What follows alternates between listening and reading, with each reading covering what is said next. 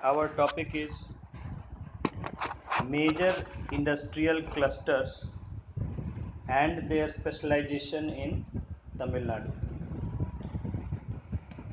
We will study which are the major industries in the Tamil Nadu and what type of cluster they are in.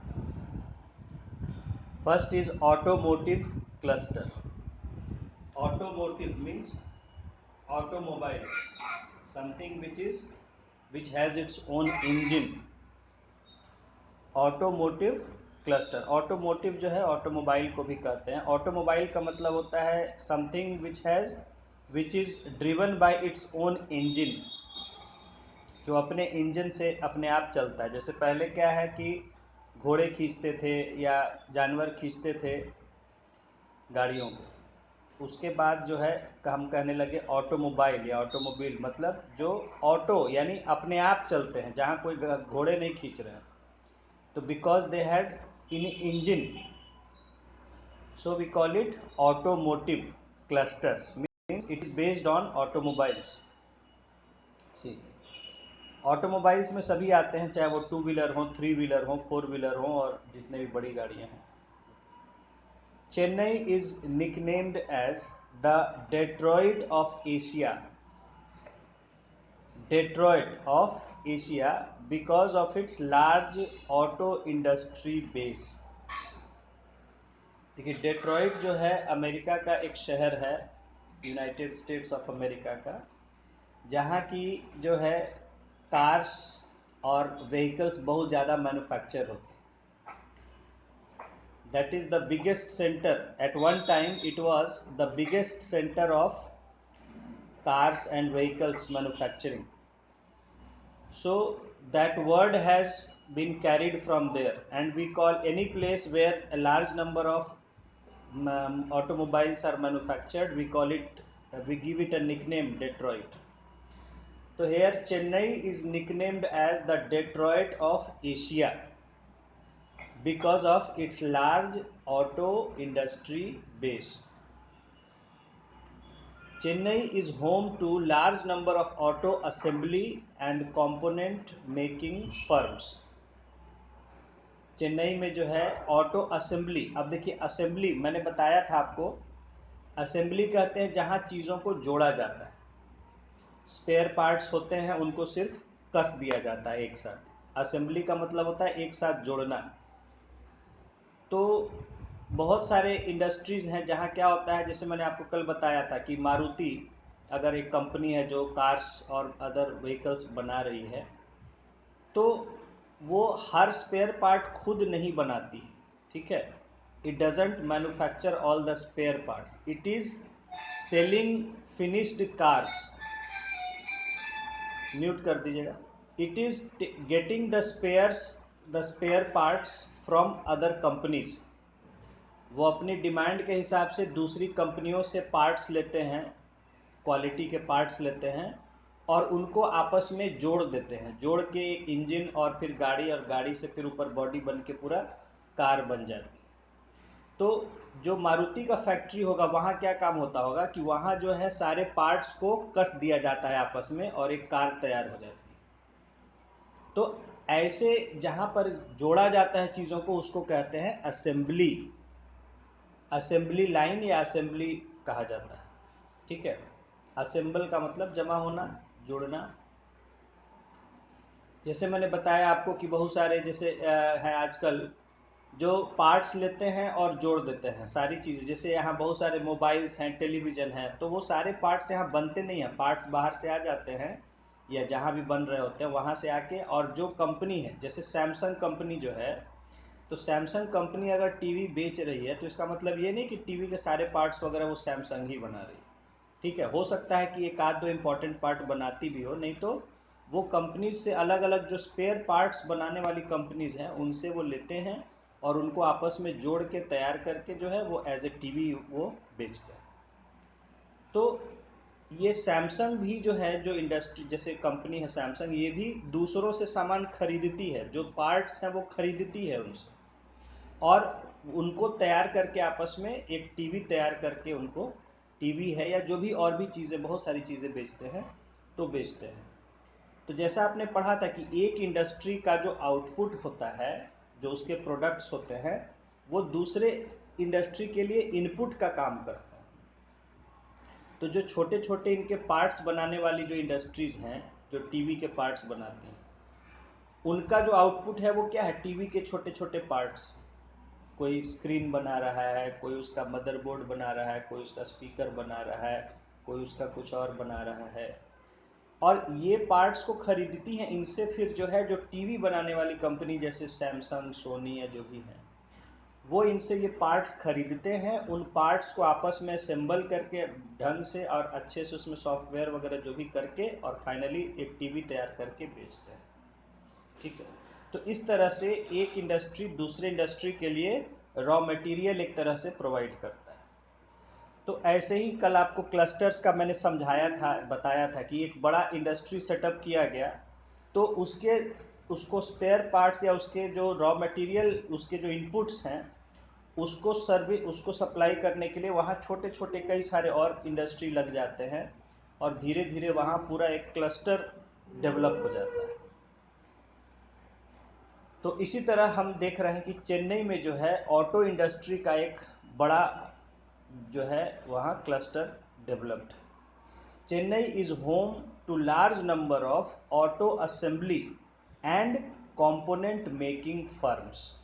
यानी एक तो ऐसी कंपनियां हैं जो ऑटो को असेंबल यानी गाड़ियां तैयार करके बेचती हैं, एंड कंपोनेंट मेक, और दूसरी तरह की कंपनियां हैं जो कि उसके छोटे छोटे पार्ट्स को बनाने वाली, ये सारे वहाँ एक साथ डेवलप्ड।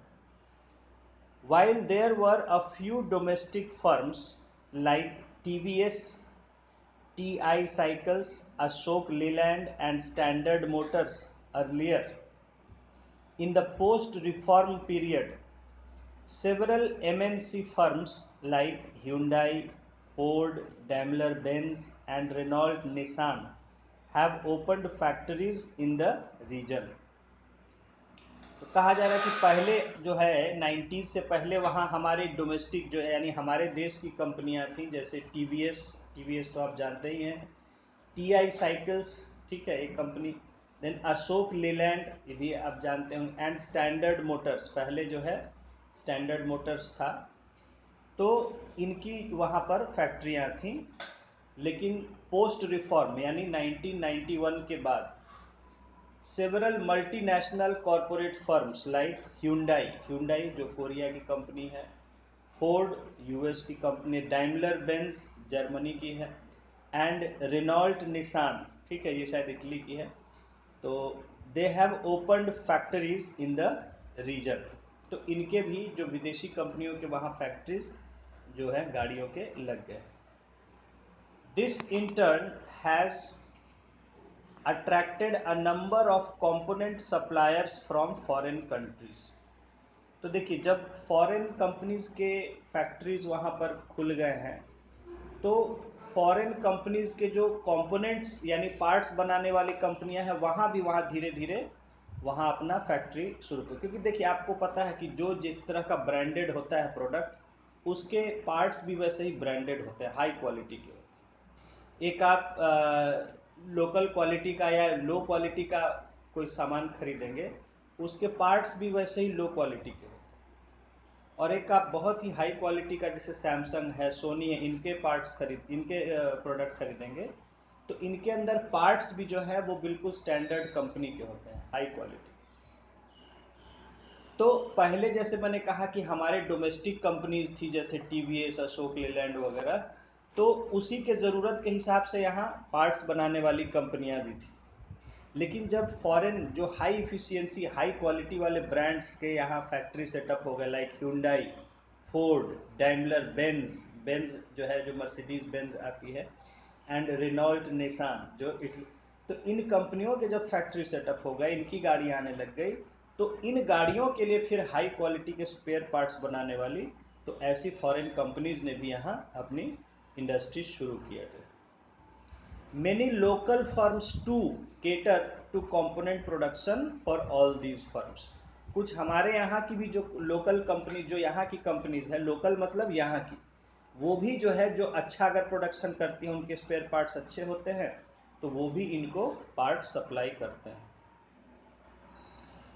तो एक तो हो गया चेन्नई में, आपने जान लिया कि चेन्नई में जो है ऑटोमोबाइल्स का क्लस्टर। फिर 11-12 के बुक में इकोनॉमिक्स के बुक में इसका लेसन दिया हुआ है। 11-12 के इकोनॉमिक्स के बुक्स में इसका लेसन है ये।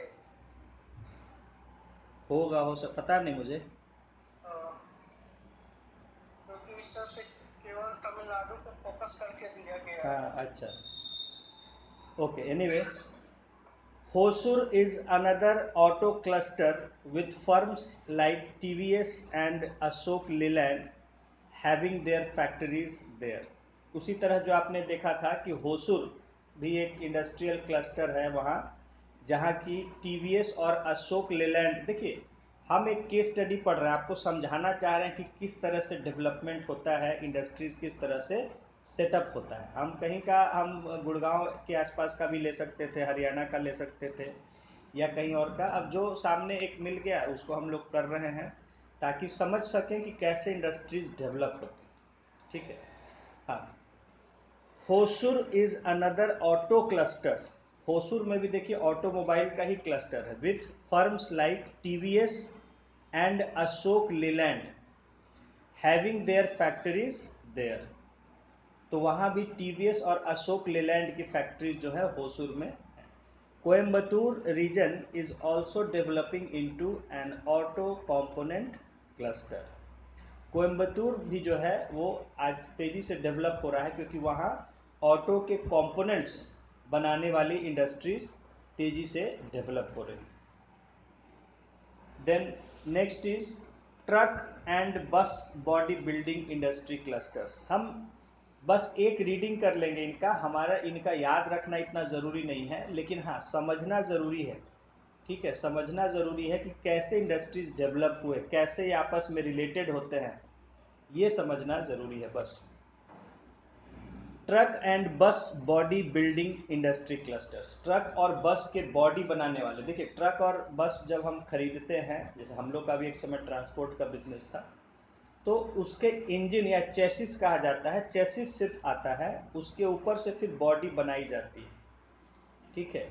तो वो बॉडी जो बनाते हैं कंपनियां, उनको हम कहते हैं बॉडी बिल्डिंग बस, मतलब ट्रक या बस बॉडी बिल्डिंग कंपनी।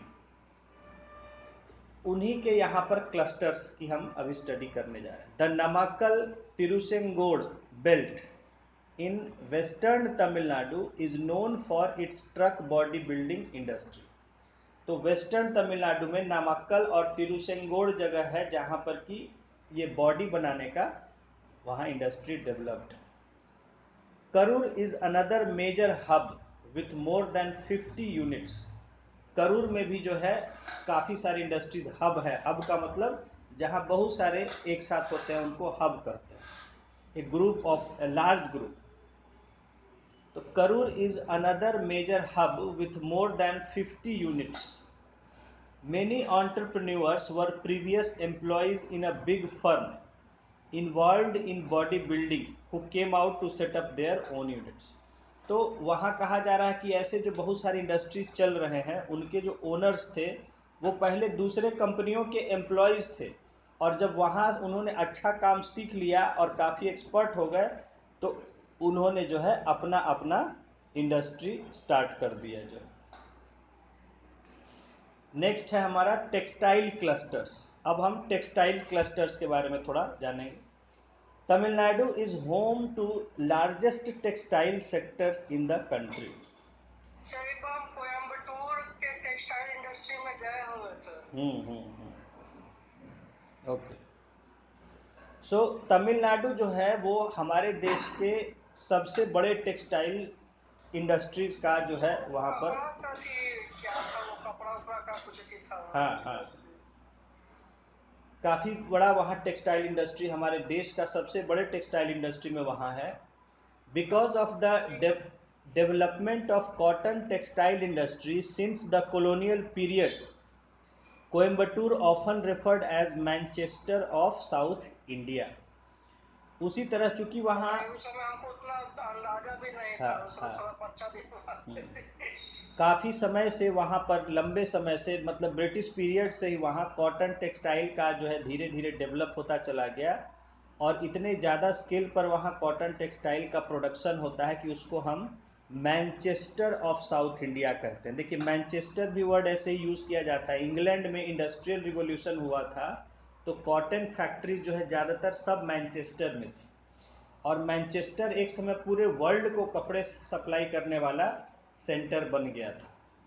तो इसीलिए मैनचेस्टर वर्ड हम जब यूज़ करते हैं तो वहाँ हमारा मतलब होता है टेक्सटाइल इंडस्ट्रीज। तो कोयम्बटूर को कहा जाता है Manchester of South India, south India. At present most of the spinning mills have moved around the Coimbatore city. तो ज़्यादातर जो स्पिनिंग मिल्स हैं, जो ये बुनाई करने वाले मिल्स हैं, ये कोयम्बटूर के आसपास जो है सेटअप हो गए।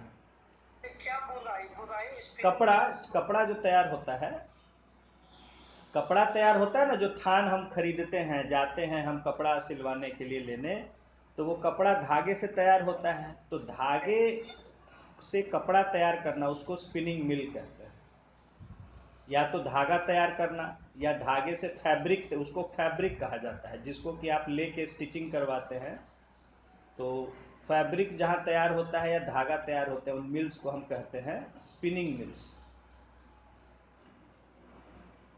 Tamil Nadu is the biggest producer of cotton yarn in the country. और कॉटन का टेक्सटाइल, कॉटन का फैब्रिक तैयार करने वाला, या कॉटन के धागे जो रील में, बड़े बड़े रील होते हैं जिनमें इंडस्ट्रीज में उनसे वीविंग होता है, स्पिनिंग होता है, तो उनको तैयार करने वाला जो है तमिलनाडु देश में कॉटन यार्न का सबसे बड़ा प्रोड्यूसर है।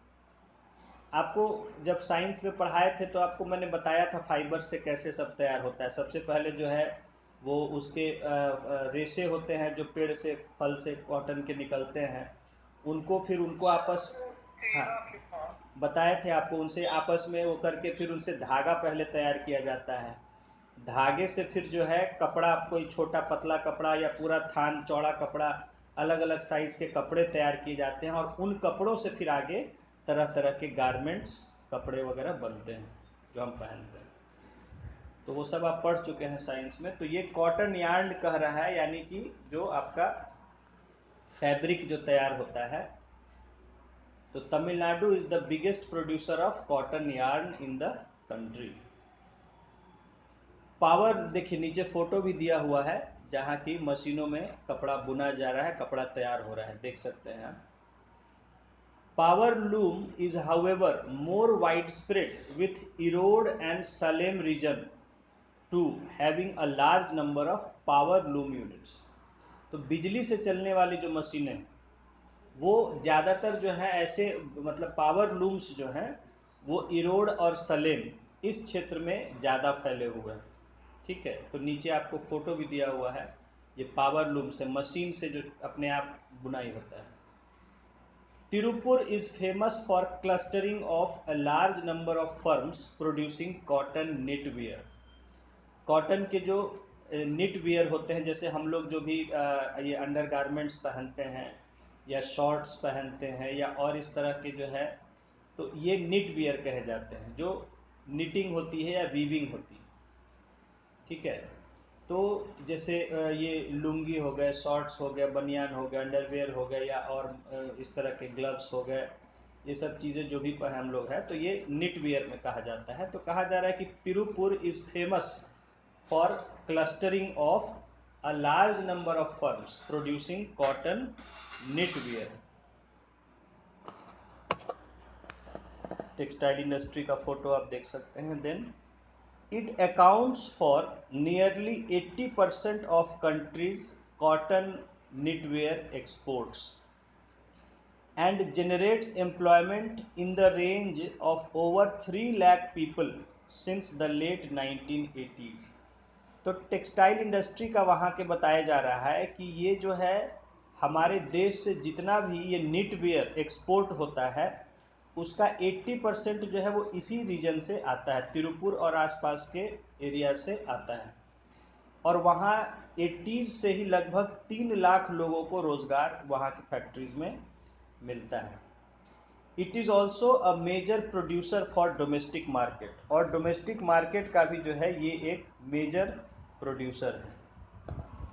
Because of its success in the global market it is seen as one of the most dynamic clusters in the global south. और विदेशों में इसकी इतनी जो है सक्सेसफुल हुआ ये इसका ट्रेड जो है कि इसको सबसे डायनेमिक यानी सबसे बढ़िया परफॉर्म करने वाला क्लस्टर पूरे साउथ में माना जाता है।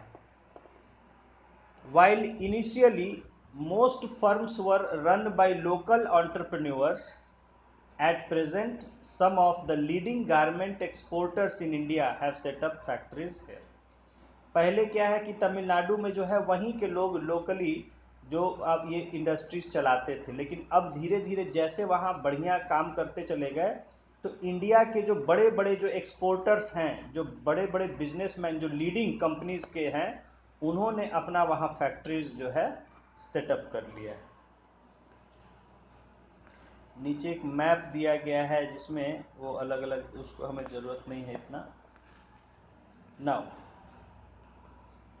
Apart from body building, Karur is a major center of exports of home furnishings like tablecloth, curtains, bed covers and towels.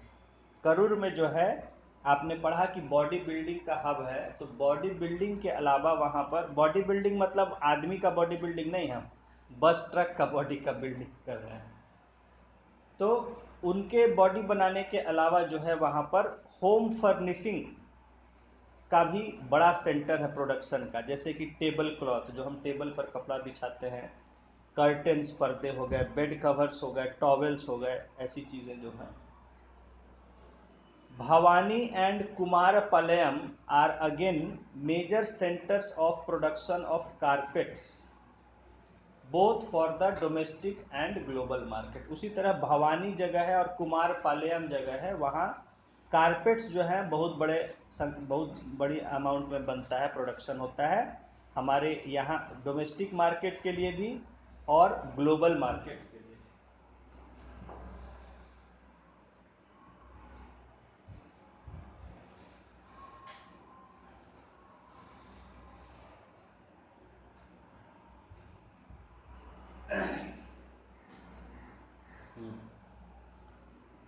Then apart from such modern clusters, there are also traditional artisanal clusters such as Madurai and Kanchipuram that are famous for silk and cotton handloom sarees।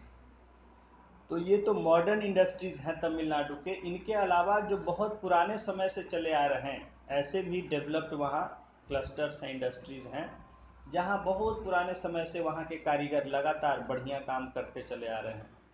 जैसे कि मदुरई, कांचीपुरम, जो कि जहाँ silk के और cotton के handloom saris वगैरह जो है बहुत बढ़िया बनते हैं। तो आपको जो है सब जगह फेमस है कांजीवरम और मदुरई सिल्क जो है, इनके साड़ी और दूसरे कपड़े जो हैं ये फेमस है। तो वहाँ बहुत समय से इन्हीं का काम चला आ रहा है। Next is leather and leather goods clusters. Leather और उस पर बनने वाले सामानों का क्लस्टर देखिए। Tamil Nadu accounts for 60% of leather tanning capacity in India and 38% of all leather footwear garments and components। देखिए कहा जा रहा है कि जितना भी लेदर का टैनिंग होता है, टैनिंग कहते हैं लेदर को, क्या होता है कि लेदर, देखिए आपको पता है लेदर कहाँ से आता है, एनिमल स्किन से आता है। तो एनिमल स्किन को केमिकल्स में प्रोसेस करके एक प्रॉपर टेक्सचर दिया जाता है, एक प्रॉपर कलर दिया जाता है, एक प्रॉपर उसका हार्डनेस या स्मूथनेस उसका प्रोवाइड किया जाता है। उसको केमिकल्स में प्रोसेस किया जाता है तो वो मुलायम या कड़ा जैसा चाहिए होता है, और जो कलर में उसको वैसा कलर उसका और उस तरह का चिकना या जैसा भी वो बन जाता है, उसको कहते हैं टैनिंग। तो कहा जा रहा है कि इंडिया में जितना लेदर टैनिंग होता है उसका 60% जो है तमिलनाडु में होता है पूरे इंडिया का।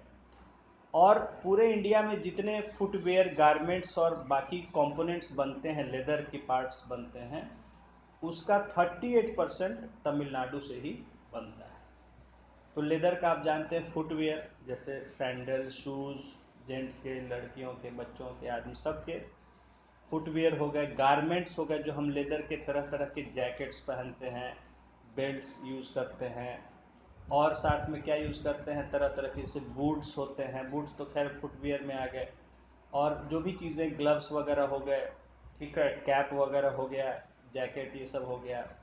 और फिर जो है आपका तरह तरह का जैसे बैग्स हो गए, वॉलेट्स हो गए, पर्स हो, बेल्ट्स हो गए, घड़ी के स्ट्रैप्स हो गए, और बहुत सारे और तरह की चीज़ें लेदर की जो बनती हैं, ठीक है, ये सब। तो समझिए पूरे इंडिया का 38% वो तमिलनाडु में ही बनते हैं।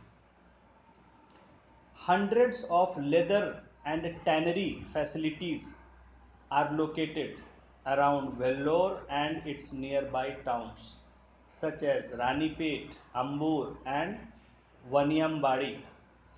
तो कहा जा रहा है कि सैकड़ों ऐसे लेदर इंडस्ट्री, टैनिंग फैसिलिटी ये वेल्लोर और उसके आसपास के शहरों में सेटअप किए हुए हैं, जैसे रानीपेट, अंबोर एंड वनियामबड़ी। हाँ, जस्ट 1 मिनट अभिषेक।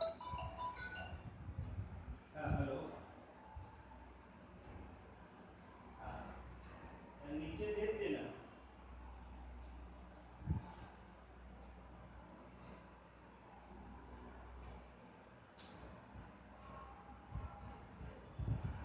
1 मिनट अभिषेक।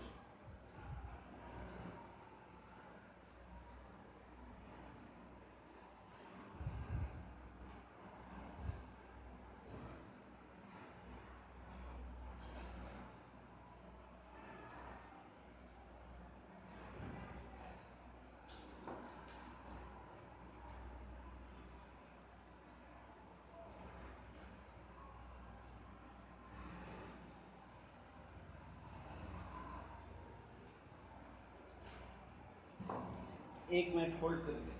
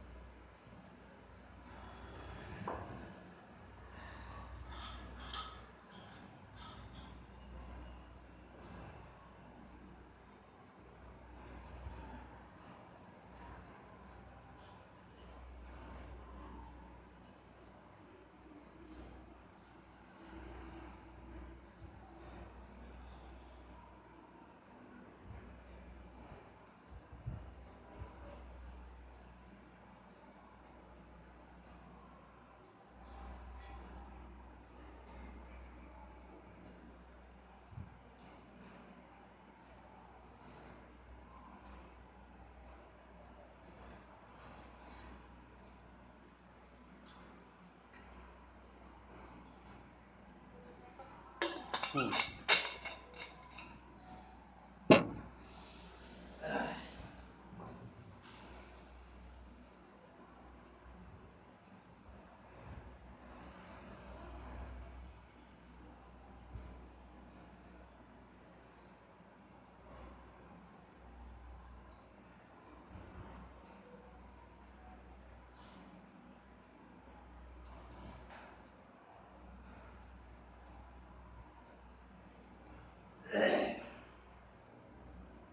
ओके नाउ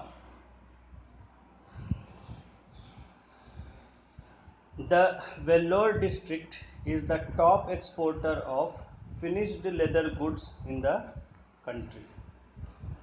देखिए तो वेल्लोर जो है इंडिया में वो टॉप एक्सपोर्टर है लेदर गुड्स का। तो ये आपको वन वर्ड फैक्ट्स हैं, सब याद रखना है।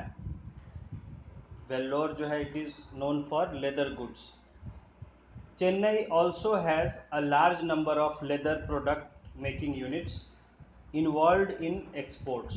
चेन्नई में भी लेदर के काफ़ी प्रोडक्शन यूनिट्स हैं जो एक्सपोर्ट करते हैं वहाँ से। There is another clustering of leather processing in Dindigul and Erode. Dindigul और इरोड में भी leather processing industry. The leather product sector too is a major employment generator.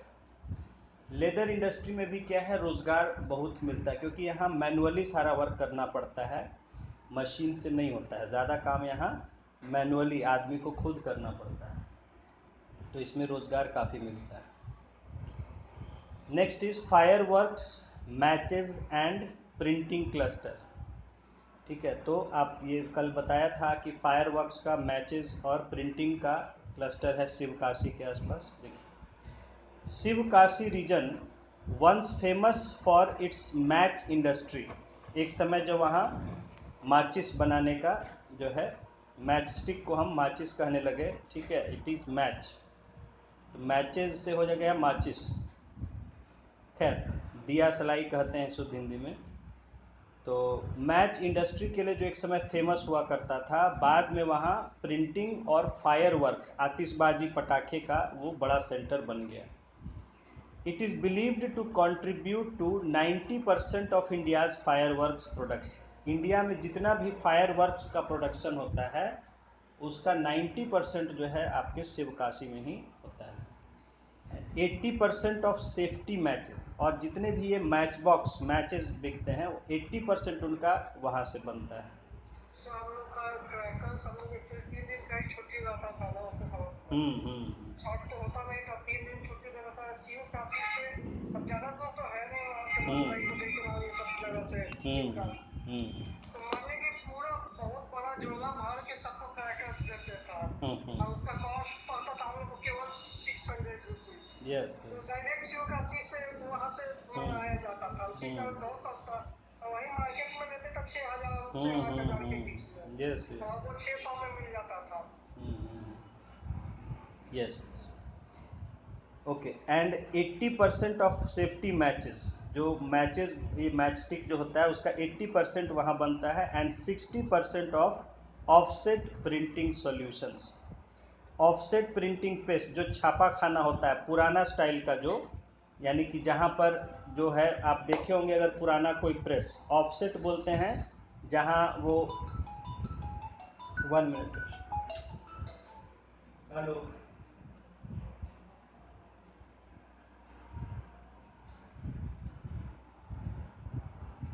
Class लेते रहते हैं सब आप लोग, काम अभी आता है जो।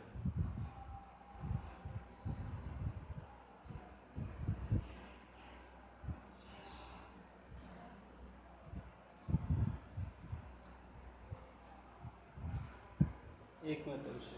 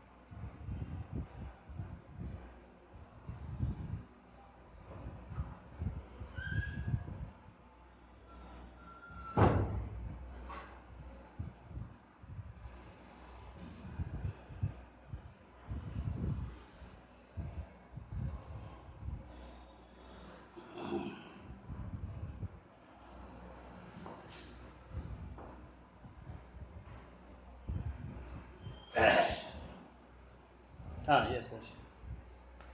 सो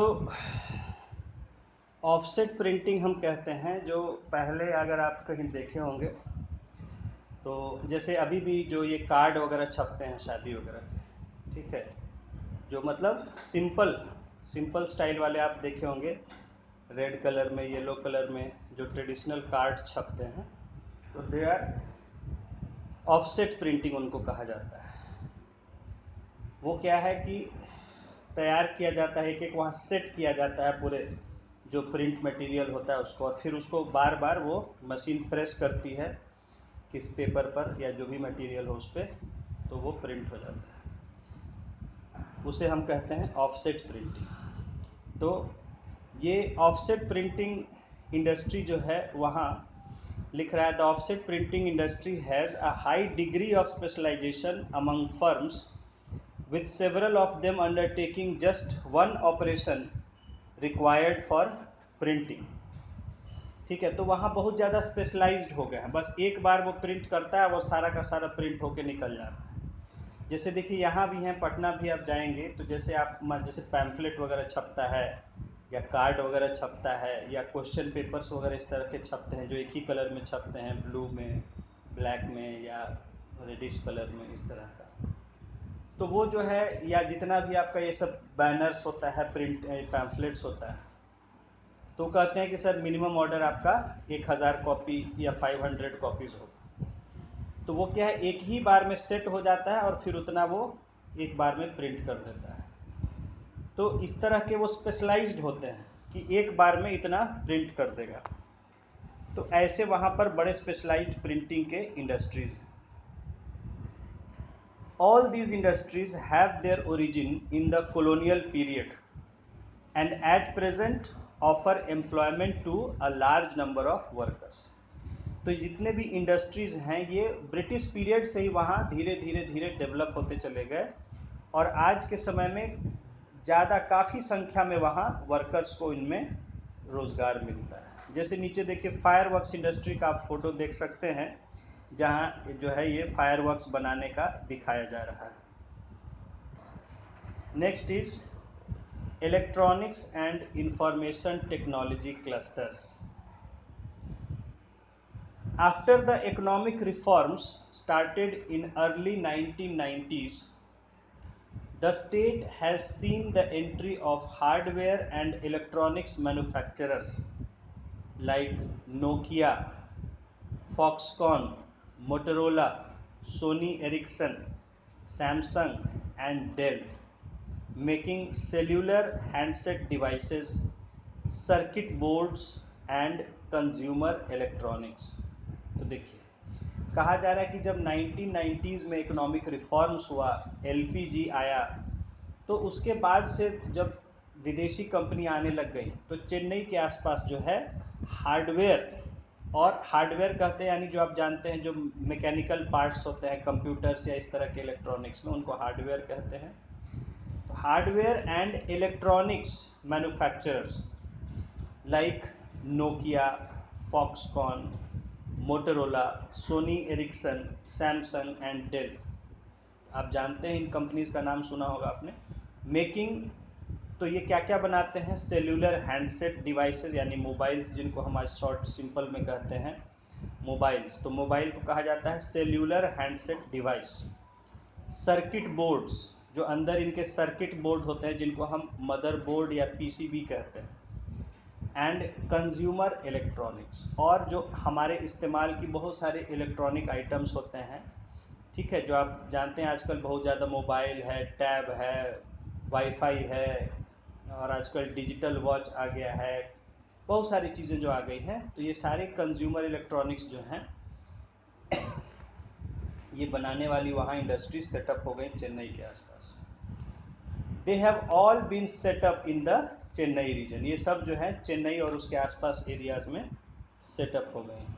देखिए information technology specific special economic zone, तो वहाँ पर जो है चेन्नई के आसपास इन्हीं इंडस्ट्री से जुड़ा हुआ, आईटी और इलेक्ट्रॉनिक्स से जुड़ा हुआ एक स्पेशल इकोनॉमिक जोन बना दिया गया है। देखिए in order to make development more inclusive. Tier 2 cities such as Coimbatore, Madurai, Trichy, Tirunelveli, Hosur and Salem have been promoted as IT investment destinations apart from the Chennai region. तो कहा जा रहा है कि जैसे चेन्नई, ये सब तो मेट्रोपॉलिटन, ये सब टाउन सिटीज़ हो गए, ये टायर 1 सिटी इनको कहते हैं या मेट्रोपॉलिटन सिटीज़ कहते हैं।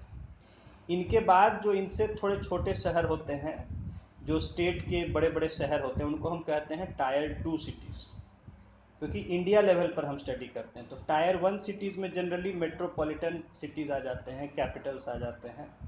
टायर 2 सिटीज़ में आते हैं जो और कैपिटल के अलावा, मेट्रो के अलावा जो बड़े शहर होते हैं। तो कहा जा रहा है कि in order to make development more inclusive, ताकि जो डेवलपमेंट है वो सिर्फ कैपिटल या मेट्रो सिटीज़ के आसपास फोकस न हो जाए, बल्कि और भी शहरों में डेवलपमेंट हो, टायर 2 सिटीज़ का भी डेवलपमेंट हो।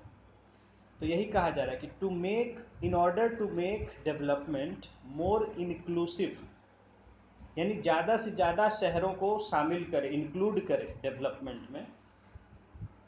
Tyre 2 cities such as Coimbatore, Madurai, Trichy, Tirunelveli, Hosur and Salem have been promoted as IT investment destinations. तो इनको जो है IT के लिए इन्वेस्टमेंट का सेंटर की तरह प्रमोट किया गया है। जो हर जगह जो है स्टेट गवर्नमेंट, सेंट्रल गवर्नमेंट इनको प्रमोट कर रही है कि यहाँ IT इंडस्ट्री इन्वेस्ट करे,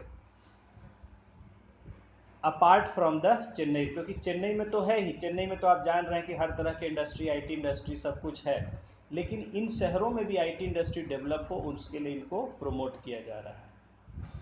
to facilitate this, ELCOT, ELCOT has established ELCO SEZs, ठीक है। ELCOT जो है इलेक्ट्रॉनिक कॉरपोरेशन ऑफ तमिलनाडु, ये ELCOT जो है इलेक्ट्रॉनिक्स कॉरपोरेशन ऑफ तमिलनाडु, ठीक है, ये शॉर्ट टर्म है। तो वहाँ का जो इलेक्ट्रॉनिक्स का गवर्नमेंट का बॉडी है, तो ELCOT has established ELCO SEZ, यानी इलेक्ट्रॉनिक्स कॉरपोरेशन स्पेसिफिक SEZs या IT specific special economic zones in the following 8 location. इन 8 जगहों पर ये ऐसे एल्को SEZ बनाए गए, यानी कि इलेक्ट्रॉनिक्स कंपनी के लिए स्पेसिफिक SEZ बनाए गए। चेन्नई के आसपास, चेन्नई और सोलिंगनालूर कोई जगह, सोलिंगनालूर ये एक लोकेशन हो गया। फिर कोयम्बटूर के आसपास है विलंकुरिशी, मदुरई के आसपास है इलांदई कुलम, और मदुरई के एक और है वडापलांजी किनीमंगलम, त्रिची नवलपट्टू, तिरुनेलवेली गंगई कोंडन, सेलम में है जगीरम मप्पालयम, होसुर में है विश्वनाथपुरम। तो ये जगहों पर वहाँ SEZ बनाए गए हैं। नाउ, तो ये तो हमने देख लिए कि क्या क्या तरह के इंडस्ट्रीज वहाँ पर डेवलप हुए हैं। Now our next topic 5.6 is the policy factors that helped the industrialisation process in Tamil Nadu. कि क्या पॉलिसी फैक्टर्स रहे, यानी सरकार के ऐसे क्या निर्णय रहे, क्या नीतियां बनाई सरकार ने, जिन्होंने कि वहाँ पर इंडस्ट्रियलाइजेशन को काफ़ी हेल्प किया।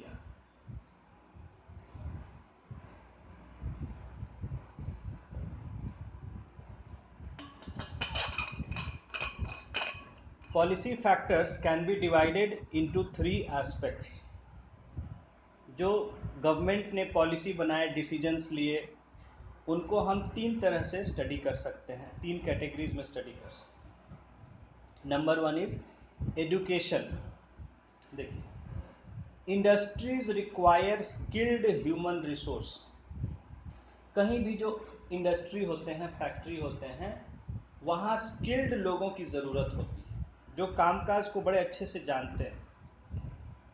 Apart from a lot of attention to primary education to promote literacy and basic arithmetic skills, the state is known for its vast supply of technical human resources.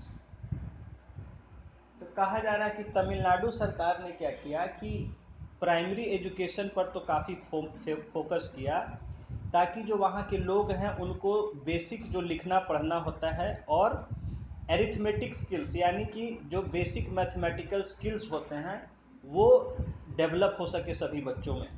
तो प्राइमरी एजुकेशन में इस बात का ध्यान दिया। उसके अलावा वहाँ जो है टेक्निकल वगैरह स्किल्स ITI ये सब जो होते हैं इन पर भी डिप्लोमा कॉलेजेस पॉलिटेक्निक इन सब में भी काफ़ी फोकस किया, ताकि वहाँ से जो लोग जो ग्रेजुएट होके या उस अडल्ट होके उस एज में तो निकलें तो उनके पास अच्छा टेक्निकल स्किल्स हो। तो इसीलिए तमिलनाडु जाना जाता है, वहाँ काफ़ी संख्या में लोगों को काफ़ी टेक्निकल स्किल्स होता है। It is home to one of the largest number of engineering colleges. देखिए लिख दिया जो मैंने कहा आपसे। It is home to one of the largest number of engineering colleges, polytechnics and industrial training centres in the country. तो कहा जा रहा है कि तमिलनाडु में सबसे ज़्यादा इंजीनियरिंग कॉलेजेस हैं, पॉलिटेक्निक्स हैं, इंडस्ट्रियल ट्रेनिंग इंस्टीट्यूट्स ITI वगैरह हैं। तो इसके लिए तमिलनाडु तो एक तो गवर्नमेंट ने क्या किया, एजुकेशन पर फोकस किया ताकि वहाँ इंडस्ट्रियलाइजेशन हो, डेवलपमेंट हो। तो देखिए यही चीज़ हम बिहार में कर सकते हैं और अभी सरकार कर रही है, जैसा आपको मैंने बताया कि आपको डेवलप करना है, इंडस्ट्री सेटअप करना है, तो उसके लिए आपको अच्छे स्किल्ड लोगों की ज़रूरत होगी। और स्किल्ड लोग आपको कब मिलेंगे अपने स्टेट में, जब आप बच्चों को अच्छे से इन चीज़ों को पढ़ाएंगे, बेसिक स्किल्स को आप सिखाएंगे। और बेसिक स्किल्स सिखाने के लिए आपको प्राइमरी एजुकेशन और हाई स्कूल वगैरह पर फोकस करना होगा। तो जो आज देखिए गवर्नमेंट, मैंने आपको बताया कि बिहार गवर्नमेंट बहुत ज़्यादा वर्क कर रही है एजुकेशन पर। तो देखिए कहीं ना कहीं आपको उसी तरह का रिलेशन मिलेगा, कोशिश कर रही है सरकार एजुकेशन पर फोकस कर, जैसे तमिलनाडु में किया। Next is infrastructure. इंफ्रास्ट्रक्चर देखिए, the wide spread diffusion of electrification has contributed to the spread of industrialization to smaller towns and villages in the state। कहा जा रहा है कि wide spread diffusion of electrification, wide spread यानी पूरा चारों तरफ फैला हुआ, क्या, डिफ्यूजन ऑफ इलेक्ट्रिफिकेशन यानी कि बिजली के कनेक्शन को हर जगह ले जाना। डिफ्यूजन मतलब फैलाना, किसको, इलेक्ट्रिफिकेशन यानी बिजली की सुविधा, बिजली के कनेक्शन। तो तमिलनाडु में हर जगह बिजली के कनेक्शन, गांव गांव, शहर शहर, हर जगह जो है लोगों को बिजली का कनेक्शन प्रोवाइड किया गया। ठीक है, तो the wide spread diffusion of electrification has contributed to the spread of industrialisation to smaller towns and villages in the state. तो जब हर जगह बिजली के कनेक्शन अवेलेबल हो गए, चाहे गांव हो शहर हो, तो वहाँ धीरे धीरे छोटे छोटे जो है वर्कशॉप्स वगैरह जो है, रोजगार धंधे ये सब शुरू हो गए। जो along with electrification, Tamil Nadu is known for its excellent transport infrastructure। ठीक है, especially minor roads that connect rural parts of the state to nearby towns and cities।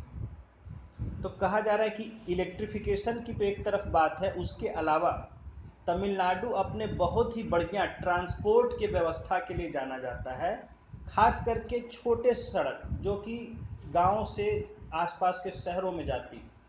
तो गांव से शहर को जोड़ने वाले भी जो माइनर रोड्स कहे जाते हैं, मेजर रोड्स होते हैं जो बड़े टाउन्स के बीच में होते हैं, टाउन से जोड़ते हैं। फिर मेजर रोड से बड़े होते हैं स्टेट हाईवेज, और स्टेट हाईवेज से ऊपर हो गए नेशनल हाईवे। तो माइनर रोड्स के बाद होता है मेजर रोड, डिस्ट्रिक्ट रोड्स और मेजर रोड्स, उसके ऊपर स्टेट हाईवे, फिर नेशनल हाईवे, फिर एक्सप्रेस वे। तो माइनर रोड्स यानी कि जो गांवों को शहरों से जोड़ने वाली सड़कें भी हैं, वो भी वहाँ काफ़ी अच्छी बनाई गई हैं, हर जगह अवेलेबल है, हर गांव को शहर से जोड़ती है। तो ये जो है ऐसी बहुत ही बढ़िया जो है गांव से शहरों को जोड़ने वाली सड़कें वहाँ हर जगह बनाई गई। देखिए आज बिहार में भी है, हम देखते हैं गांव-गांव जाते हैं तो हमें गांव में भी अच्छी सड़कें मिलती हैं। A combination of public and private transport has also facilitated rural to urban connectivity and therefore connect small producers to markets better। तो इससे क्या हुआ है कि जब गांव-गांव सड़कें बन गई थी और गांव से शहरों को जोड़ दिया सड़कों से, तो प्राइवेट और गवर्नमेंट दोनों के जो ट्रांसपोर्ट यानी बस वगैरह या छोटे छोटे गाड़ियां जो भी चलती हैं, ये इतना ज़्यादा अच्छे से वहाँ चलने लग गई कि जिससे जो गांव से शहर को जोड़ दिया पूरे तरह से। और जो गांव या छोटे जगहों पर जो कामकाज करने वाले, जो कुछ बनाने वाले प्रोड्यूसर्स थे छोटे मोटे, उनको आसानी से सुविधा हो गई कि शहर जाके अपना सामान बेच सकते हैं। क्योंकि लाने ले जाने की, शहर से माल लाना या कहीं और से कच्चा माल लाना, उसको बनाना, फिर उसको जगह जगह जाके बेचना, तो चूँकि चीप ट्रांसपोर्ट अवेलेबल हो गया, क्योंकि पब्लिक भी है प्राइवेट भी है, यानी गवर्नमेंट का भी चल रहा है और प्राइवेट भी चल रहा है, तो बहुत सुविधा हो गई आसानी से सामान को लाने ले जाने की। तो वो आसानी से अपना सामान बना के और शहरों में बेच सकते हैं। इससे वहाँ इंडस्ट्रीज़ डेवलप हुई, छोटे छोटे स्मॉल इंडस्ट्रीज़ वगैरह भी डेवलप हुई। तो सेकंड पॉइंट हो गया ट्रांसपोर्ट या इंफ्रास्ट्रक्चर, यानी बिजली और transport, electricity and transport. Third is industrial promotion, यानी इंडस्ट्रियों को बढ़ावा देना सरकार के द्वारा। Apart from investments in education and transport and energy infrastructure, active policy efforts were made to promote specific sectors and also industrialization in specific regions। कहा जा रहा है कि ठीक है, एक तरफ तो सरकार ने एजुकेशन में काफ़ी इन्वेस्टमेंट किया, उसको डेवलप किया, साथ ही साथ इंफ्रास्ट्रक्चर जिसमें कि इलेक्ट्रिसिटी और ट्रांसपोर्ट फैसिलिटीज़, इनको काफ़ी डेवलप किया। इनके अलावा सरकार ने एक्टिव पॉलिसी एफर्ट्स, यानी काफ़ी एक्टिव होके अपने नीति निर्णय लिया, फैसले उठाए, ऐसे लागू किया अपने फैसलों को। वर मेड, किस लिए?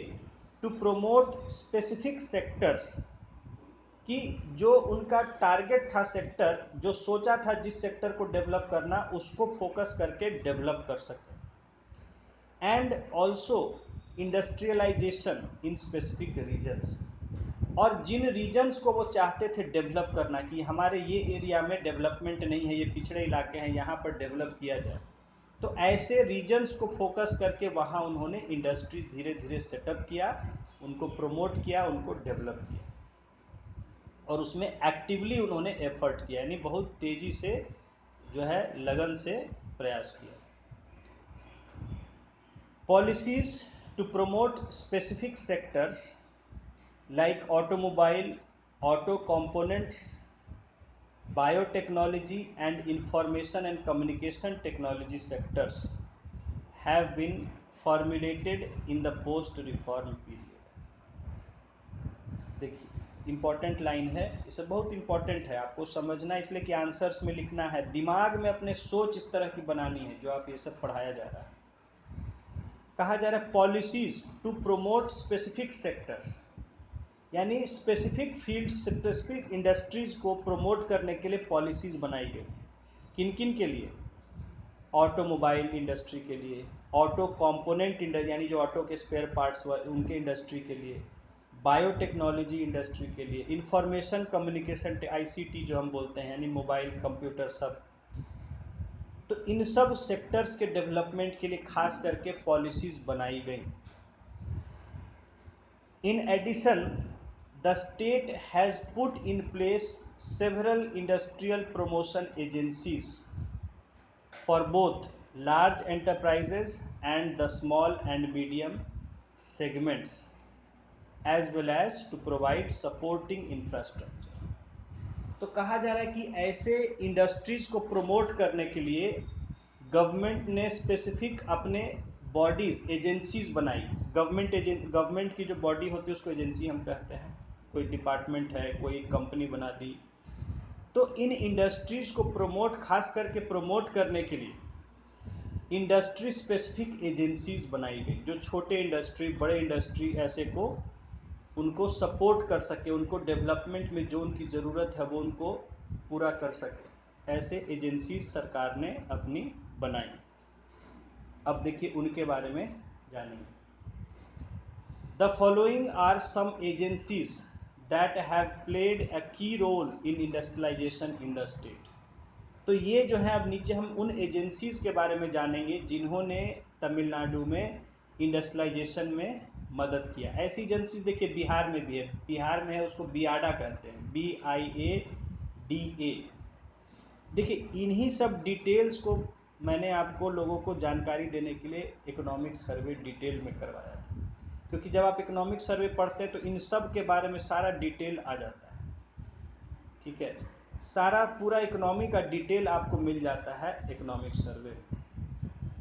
जैसे बिहार का ऐसा एजेंसी है, उसको कहते हैं BIADA, BIADA, Bihar industries, Bihar industrial area development authority, Bihar industrial area development authority, BIADA. ऐसे ही जो शहर का डेवलपमेंट के लिए है उसको नाम है BUDCO, BUDCO, Bihar urban development corporation, BUDCO. ठीक, तो बियाडा है और बुडको, ये दोनों मिल के जो है सारा डेवलपमेंट का भी काम बिहार में देख रहे हैं। तो इसी तरह जैसे यहाँ आपको एग्जाम्पल में हम देख रहे हैं, देखिए जो तमिलनाडु में किन किन बॉडीज़ ने डेवलपमेंट किया।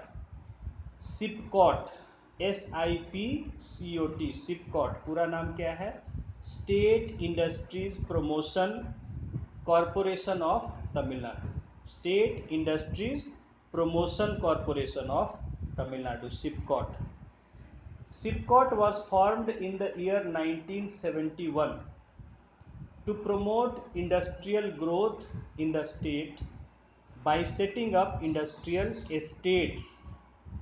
1971 में सिपकॉट बनाया गया था कि इंडस्ट्रीज को डेवलप करे। कैसे? इंडस्ट्रियल एस्टेट्स सेटअप करके। उस समय इंडस्ट्री स्पेसिफिक जो स्पेशल एरियाज बनाए जाते थे उनको इंडस्ट्रियल एस्टेट कहते थे, पुराना शब्द है। ये मैंने बताया कि चेंज होता गया, बाद में अलग अलग नाम देते गए। अभी हम इनको कहते हैं पार्क्स, इंडस्ट्रियल पार्क्स हम कहते हैं, अलग अलग नाम। कभी इंडस्ट्रियल पार्क कहते हैं, कभी कॉरिडोर कहते हैं, कभी मेगा इंडस्ट्रियल पार्क, तो कुछ कुछ नाम हम लोग, जैसे सॉफ्टवेयर के लिए सॉफ्टवेयर पार्क्स कहे गए, IT के लिए IT पार्क्स हो गया, इंडस्ट्रीज के लिए इंडस्ट्रियल पार्क्स कहते हैं, आजकल पार्क हम वर्ड यूज करते हैं। तो ये सिपकॉट जो है 1971 में सेटअप किया गया था ताकि इंडस्ट्रीज को बढ़ावा दिया जा सके, इंडस्ट्रियल एस्टेट्स यानी इंडस्ट्री स्पेशल एरियाज डेवलप करके। अब इसमें एक हमारा दिया है बॉक्स में टॉपिक, स्पेशल इकोनॉमिक जोन्स। देखिए इसको जान लीजिए, ये पूरे इंडिया के लिए था और तमिलनाडु के लिए यहाँ दे रहा है। A policy was introduced in April 2000, ये इंडियन गवर्नमेंट का दिया है कि 2000 में पॉलिसी आई थी for setting up of special economic zones in the country. देखिए लिख ही दिया, इन the country, with a view to a hassle-free environment for exports। तो हुआ क्या, साल 2000 में सरकार ने एक नीति बनाई, ऐसा बहुत साल से सोच रही थी, तो एक फैसला किया कि हम लोग कुछ ऐसे एरियाज डेवलप करेंगे जहाँ से हम डायरेक्टली, वो एक्सपोर्ट के लिए बने थे, कि जहाँ से हम एक्सपोर्ट पर फोकस करेंगे, वहाँ से हम बहुत सारी सुविधाएं देंगे ताकि वहाँ बहुत तरह के इंडस्ट्रीज लग सकें जो सीधे उनका माल एक्सपोर्ट हो जाए। तो इनको नाम दिया गया था स्पेशल इकोनॉमिक जोन, SEZ। ठीक है, तो देखिए वही कहा जा रहा है कि a policy was introduced in April 2000 for setting up of special economic zones in the country with a view to a hassle free, यानी वहाँ कोई झमेला झंझट नहीं हो, आसानी से जो फैसिलिटी वहाँ चाहे एंटरप्रेन्योर, जो बिजनेसमैन या कोई भी है, उसको जो फैसिलिटी वहाँ चाहिए वो तुरंत मिल जाएगा, हैसल फ्री, बिना कोई झमेला के। Hassle free environment for exports, ताकि वहाँ से वो बनाए और उसको तुरंत एक्सपोर्ट कर दिया जाए। तो जाहिर है कि जब एक्सपोर्ट करना था तो ये SEZ पहले जो है पोर्ट्स के आसपास ही डेवलप किए गए थे, जहाँ पोर्ट्स थे, ताकि तुरंत वहाँ से जहाज से बाहर माल भेज दिया जा सके। इसके लिए फिर आपने जो इस बार पूछा था आपको, उसके लिए कानून बना साल 2005 में। अभी तक उससे पहले ये सरकार के डिसीजन के द्वारा हो रहा था, सरकारी फैसले के द्वारा किया जा रहा था, सरकार के आदेश के द्वारा हो रहा था। लेकिन वहाँ बहुत सारी दिक्कतें आने लग गई थी, तो इसीलिए, क्योंकि आप बहुत सारे काम बिना कानून के करते हैं तो दिक्कतें आती हैं, कोई मानने से मना कर दे, कहे कि नहीं ये गलत आप कर रहे हैं, तो फिर तो इसके लिए फिर एक कानून बनाया गया और 2005 में उसको कांग्रेस गवर्नमेंट ने पास किया था, special economic zone act, SEZ act 2005, जो कि आपको इस बार पूछा गया था कि कब पास हुआ था वो एक्ट। तो ये इसकी शुरुआत हुई थी 2000 में, लेकिन वो बाय ऑर्डर ऑफ गवर्नमेंट हो रहा था, ठीक है। तो बाद में इसको लेके कानून बना दिया गया 2005 में। देखिए, अब आप कहिएगा आपसे ये क्यों पूछा जाता है कि कॉन्स्टिट्यूशनल असेंबली के प्रेसिडेंट कौन थे? आप कहिएगा कि सर अब उस जमाना का बात क्यों पूछ रहा है? अरे भाई, इतिहास है, हर चीज़ का इतिहास होता है। अब आपसे कहिएगा कि सर हमसे ये क्यों पूछ दिया कि कॉन्स्टिट्यूएंट असेंबली का प्रेसिडेंट कौन था, संविधान किस दिया है ना, ये सब किताब में थोड़ी ना दिया है, सब दिया हुआ है किताब में, ठीक है। पढ़ने की ज़रूरत है, ठीक है, आपको पढ़ाएंगे, बताएंगे, हमने कहा है कि वो आपको कराएंगे, करा रहे हैं, ये सब दिया हुआ है। क्योंकि पहले इस लेवल का नहीं पूछता था तो नहीं उतना कराया जाता था, अब पूछने लग गया है। ये सब पहले क्या UPSC में आता था, तो UPSC के बच्चों को ये सब कराया जाता था, बताया जाता था। BPSC में ये सब नहीं आता था, लेकिन अब BPSC में भी आपको पूछने लग गया है, तो BPSC में भी कराएंगे। सब दिया हुआ है बुक्स में, ऐसा थोड़े बुक्स के बाहर है। बुक्स में देखिए बहुत चीज़ है, पढ़ेगा तब ना उतना स्टूडेंट। हाँ चलिए आइए देखिए, accordingly the government has converted export processing zones located at following places. तो देखिए, ये जो SEZ आया, ये SEZ से पहले भी था, उसको हम कहते थे EPZ, एक्सपोर्ट प्रोसेसिंग जोन, उसको नाम देते थे। पहले जो है कुछ जगह ऐसे बने हुए थे, उनको हम नाम देते थे। ये 90s से पहले की, ये 90s की बात है, 90s। तो उस समय जो है हम 2-3 जगह सेटअप हुए थे, उसको कहते थे एक्सपोर्ट प्रोसेसिंग जोन, EPZ। उन EPZ को क्या किया कि बाद में SEZ में कुछ और वहाँ सुविधाएं, वहाँ के कानून वगैरह बदले, उनको अब नया नाम दे दिया गया SEZ, ठीक है। तो वही कहा जा रहा है यहाँ पर कि जब ये फैसला किया गया कि SEZ हम इस्टेब्लिश करेंगे, जहाँ पहले जो सुविधाएं दी जा रही थी EPZ में, उससे कुछ और सुविधाएं दी जाएंगी। जैसे देखिए, एक बात आपको बताएं इसमें इंटरेस्टिंग, कि जो ये SEZ होता है, ये इकोनॉमिक पर्पस के लिए हमारे देश का हिस्सा नहीं माना जाता है। जैसे मान लीजिए कि चेन्नई में कोई SEZ है और वहाँ कोई सामान बन के इंडिया में बिक रहा है, तो वो जो SEZ में बना है सामान, वो माना जाएगा कि ये विदेश से आया है, इंपोर्ट होके आया है। वो तमिलनाडु का या चेन्नई का बना हुआ नहीं माना जाता है, समझे। तो SEZ जो है वो नॉर्मल टेरिटरी का पार्ट नहीं माना जाता है इकोनॉमिक्स के लिए। वो ऐसे ट्रीट होता है जैसे हमारे देश से अलग हिस्सा है, that is something outside our territory. तो इसीलिए जो हमारे देश के कानून होते हैं, मतलब ये सब टैक्स वगैरह के बहुत सारे जो इकोनॉमिक्स में लॉज होते हैं, कानून होते हैं, वो उन पे अप्लाई नहीं होता है। तो जैसे चेन्नई में अगर कोई SEZ है, तो उस SEZ के बाहर का जो एरिया है चेन्नई का, वहाँ तो चेन्नई के नियम कानून सब लागू होंगे, लेकिन उस SEZ के अंदर जो है वो चेन्नई के नियम कानून नहीं लगते हैं।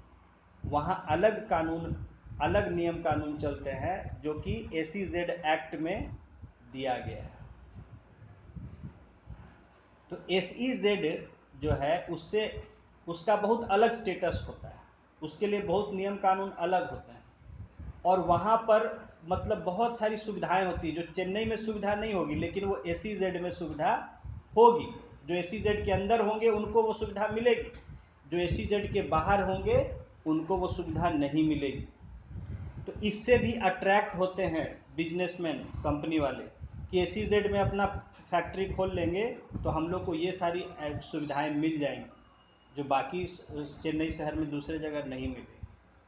तो ये भी इसलिए होता है ताकि ज़्यादा से ज़्यादा बिजनेसमैन को, इन्वेस्टर्स को अट्रैक्ट किया जाए।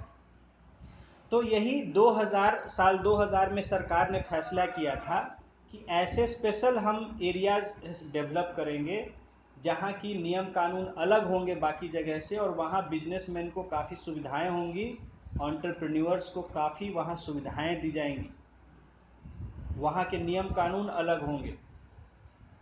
उनको नया नाम दिया गया SEZ। तो जो पहले से EPZ भी थे उनको भी कन्वर्ट कर दिया गया SEZ में, या नए SEZ बनाए गए। देखिए कहाँ कहाँ, ये तो तमिलनाडु का दिया है, जैसे नंगुनेरी SEZ। नंगुनेरी कोई जगह है जहाँ की अब मल्टी प्रोडक्ट SEZ तिरुनेलवेली में है, जहाँ की कई तरह के प्रोडक्ट्स का SEZ है, यानी वहाँ कई तरह के प्रोडक्ट्स बनते हैं। एन्नोर SEZ, एन्नोर में एक SEZ है, वहाँ क्या है, थर्मल पावर प्रोजेक्ट वायलूर, उसमें थर्मल पावर प्रोजेक्ट है उस SEZ में। देन कोयम्बटूर SEZ, कोयम्बटूर में भी SEZ बनाया गया, उसमें क्या है, IT पार्क्स, IT कंपनीज के सब वहाँ बिजनेस होते हैं, IT पार्क्स वहाँ है। होसुर SEZ, होसुर में क्या है, auto engineering, electronics, defence and aerospace. तो होसुर SEZ में ऑटो के पार्ट्स वगैरह सब ऑटो बनते हैं, ऑटो पार्ट्स बनते हैं, इलेक्ट्रॉनिक्स बनते हैं, डिफेंस पार्ट्स, डिफेंस के जो वेपन्स वगैरह, डिफेंस सिस्टम्स होते हैं उन सब के बनते हैं, और एरोस्पेस यानी जो भी ये उड़ते हैं ऊपर या आसमान में जो चीज़ें होती हैं, जो हम सेटेलाइट्स, ये सब के बहुत सारे पार्ट्स या रिमोट सेंसिंग वगैरह में इंस्ट्रूमेंट्स यूज होते हैं, तो उन सब का वहाँ मैन्युफैक्चरिंग होता है। पेरम्बूर SEZ, पेरम्बूर SEZ में देखिए क्या, मल्टी प्रोडक्ट, वहाँ कई तरह के प्रोडक्ट्स बनते हैं।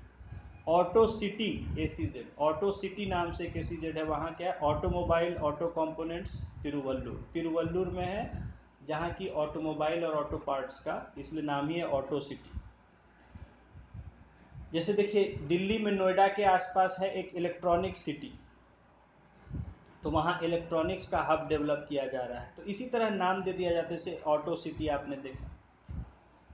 फिर India Singapore SEZ, India Singapore SEZ नाम दिया गया है, यह है तिरुवल्लुर डिस्ट्रिक्ट में। यहाँ क्या है, IT and IT enabled services, IT और IT से जुड़े हुए जो सर्विसेज हैं उनका, यानी जितना भी सॉफ्टवेयर ये सब का, electronics, electronics, hardware, logistics and warehousing. Logistics बोलते हैं सामान लाने ले जाने का पूरा व्यवस्था को, तो लॉजिस्टिक्स है, और वेयर हाउसिंग गोदाम वगैरह है, और सामान लाना ले जाना, वहाँ लोडिंग अनलोडिंग, वहाँ रखना, वहाँ से कहीं भेजना, तो ये सब का वहाँ पर इंडस्ट्रीज।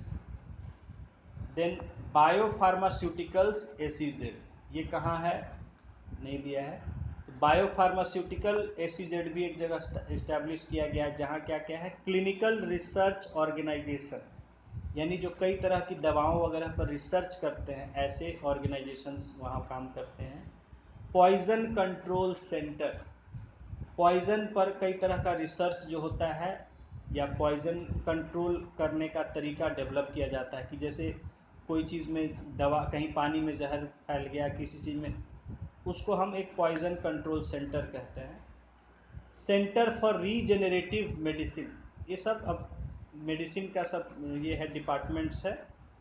उसका काम होता है। Centre for regenerative medicine and medicine research, तो ये सब जो है वहाँ बायो फार्मास्यूटिकल SEZ में इस पर काम होता है। अब देखिए नेक्स्ट है हमारा दिया हुआ Madras export processing zone MEPZ। Madras यानी चेन्नई, पहले मद्रास, तो मद्रास में बहुत पुराना वहाँ एक्सपोर्ट प्रोसेसिंग जोन हुआ करता था, क्योंकि मद्रास या चेन्नई आज का जो नाम है वो बहुत पहले से एक बहुत ही पुराना ट्रेडिंग सेंटर होता था। वहाँ शिप से ट्रेडिंग होता था क्योंकि कोस्ट पर है और वहाँ से कई रूट गुजरता है सी का। देखिए MEPZ is a special economic zone इन चेन्नई, इसको भी SEZ बना दिया गया, MEPZ जो था पहले से। It is one of the 7 export processing zones in the country set up by the central government. तो पहले जो कंट्री में टोटल 7 EPZ थे जिसमें कि चेन्नई एक था। इट वॉज इस्टेब्लिश्ड इन 1984 में इस्टेब्लिश हुआ था to promote foreign direct investment, enhance foreign exchange earnings and create greater employment opportunities in the region। तो ये जो एक्सपोर्ट प्रोसेसिंग जोन बनाए गए थे उनका क्या ऑब्जेक्टिव था? फॉरेन इन्वेस्टमेंट बुलाना, यानी फॉरेन कंपनीज को अपने यहाँ आने के लिए बढ़ावा देना, फॉरेन डायरेक्ट इन्वेस्टमेंट, ताकि यहाँ वो आके डायरेक्टली पैसा लगाएं, इंडस्ट्रीज खोलें। इन्हांस फॉरेन एक्सचेंज अर्निंग्स, और हम एक्सपोर्ट करें, तो जब एक्सपोर्ट करेंगे तो हमारा क्या होगा, उससे फॉरेन एक्सचेंज हम ज़्यादा से ज़्यादा अर्न कर सकेंगे। And create greater employment opportunities, और ज़्यादा से ज़्यादा लोगों को वहाँ रोज़गार दे सकें। तो ये हमारा objective. The MEPZ headquarters is located on GST road in Tambaram Chennai. तो ये MEPZ जो है इसका हेडक्वार्टर है तंबारम चेन्नई में, GST रोड वहाँ नाम है, वहाँ पर इसका हेडक्वार्टर्स। नीचे फोटो दिया गया है सिपकॉट का, आपका देखिए फोटो दिया गया है। अब नेक्स्ट एक एजेंसी है हमारी वहाँ की, टैन सिडको। अब ये टैन क्या है? Tamil Nadu small industries development corporation. तो जैसे ये सिडको है इंडिया में, वैसे ही सिडबी है, इंडिया का SIDBI, small industries development board of India, SIDBI, small industries development board of India, SIDBI. तो ये सिडबी जो है जो छोटे मोटे जो उद्योग होते हैं, छोटे मोटे इंडस्ट्रीज होते हैं, उनके डेवलपमेंट का देखरेख उनमें मदद करता है सिडबी। ये पूरे इंडिया के लिए। तमिलनाडु का जो क्या है, tan CIDCO, Tamil Nadu small industries development corporation. तो देखिए ये सब जो हम कराने का पर्पज़ क्या है कि इसके बाद आपको समझ डेवलप हो जाएगी कैसे स्टेट लेवल पर अलग अलग एजेंसीज काम करते हैं। तो आपको सर्वे मैंने दिया है, भेज दिया बिहार गवर्नमेंट का। तो बिहार का सर्वे में आप देखेंगे कि बिहार में ऐसी कौन कौन सी एजेंसीज काम कर रही हैं, वो कहाँ कहाँ काम करती हैं, किस फील्ड में काम करती हैं, समझ गए आपको। तब आप उससे क्वेश्चंस पूछा जाएगा, आप आंसर कर सकते हैं, चाहे वो PT में हो या मेंस में हो या इंटरव्यू में। देखिए एक और चीज़ मैं आपको बताता हूँ, सिविल सर्विसेज में आपके जानकारी और आपकी सूझबूझ, विजडम, दोनों की बड़ी जो है रिस्पेक्ट होती है, डिमांड होती है। तो सिविल सर्विस में जो है थोड़ा सा अपना नॉलेज दिखाया जाता है कि हाँ मैं ये भी जानता हूँ, मैं ये भी जानता हूँ, मैंने ये पढ़ा है। जानेंगे कब? जब पढ़े होंगे, तैयारी किए होंगे। तो सिविल सर्विस में अपना नॉलेज दिखाया जाता है, अपनी मेहनत दिखाई जाती है, अपनी समझदारी दिखाई जाती है। नॉलेज दिखाइएगा कब? जब नॉलेज एक्वायर किए रहिएगा। नॉलेज कैसे एक्वायर होगा? मेहनत से। पढ़ के, बड़ी मेहनत लगती है नॉलेज गेन करने। तो जो मैं आपको ये सब सिखा बता रहा हूँ, सीखिएगा तो कल को लिखिएगा आंसर में, बोलिएगा इंटरव्यूअर के सामने, तो उसको अरे भाई बहुत जानता है, काबिल आदमी, तो उसके ऊपर इम्प्रेशन आप वो उस इम्प्रेशन बनाने के लिए ही आपको इंटरव्यू में बुलाया जाता है। और दूसरा इंप्रेशन बन सकता है कि आदमी चुपचाप है, कुछ का कुछ बोल रहा है, बोलेगा अरे भाई इसको तो कुछ आता ही नहीं है, अफसर बनने चला है। तो आपको अपना नॉलेज थोड़ा दिखाना पड़ता है, थोड़ा, ज़रूरत से ज़्यादा नहीं, ज़्यादा काबिल नहीं बनना चाहिए, लेकिन हाँ काबिल ज़रूर बनना चाहिए।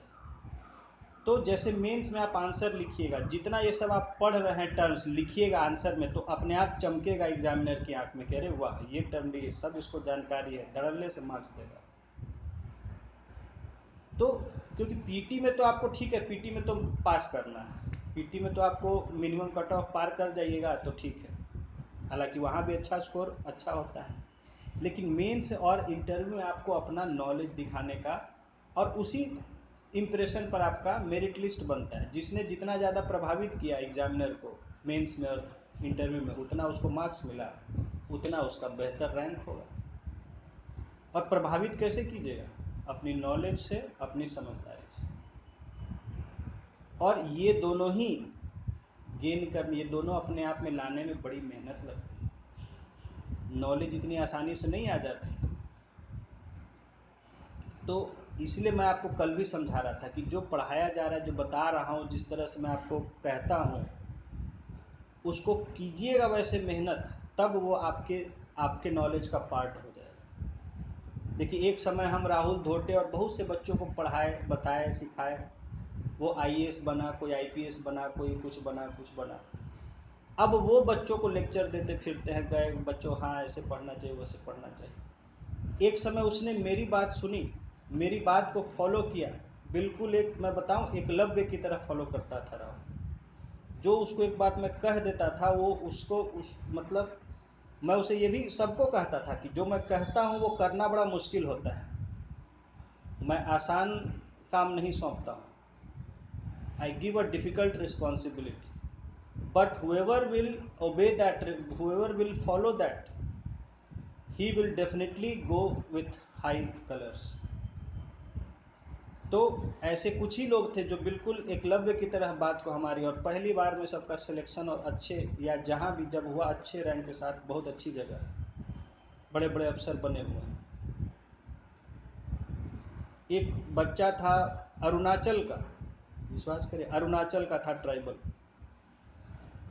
रनफोआ एंगोआ नाम था उसको मैंने थोड़ा सा खाली गाइड, उसको पहले पढ़ने में इंग्लिश, वो अलग, उसका माइंड ही अलग था, उसको ये सब पढ़ाई वर्ड्स उसके दिमाग में घुसता नहीं था, उसको मैंने थोड़ा बताया कि कैसे पढ़ो।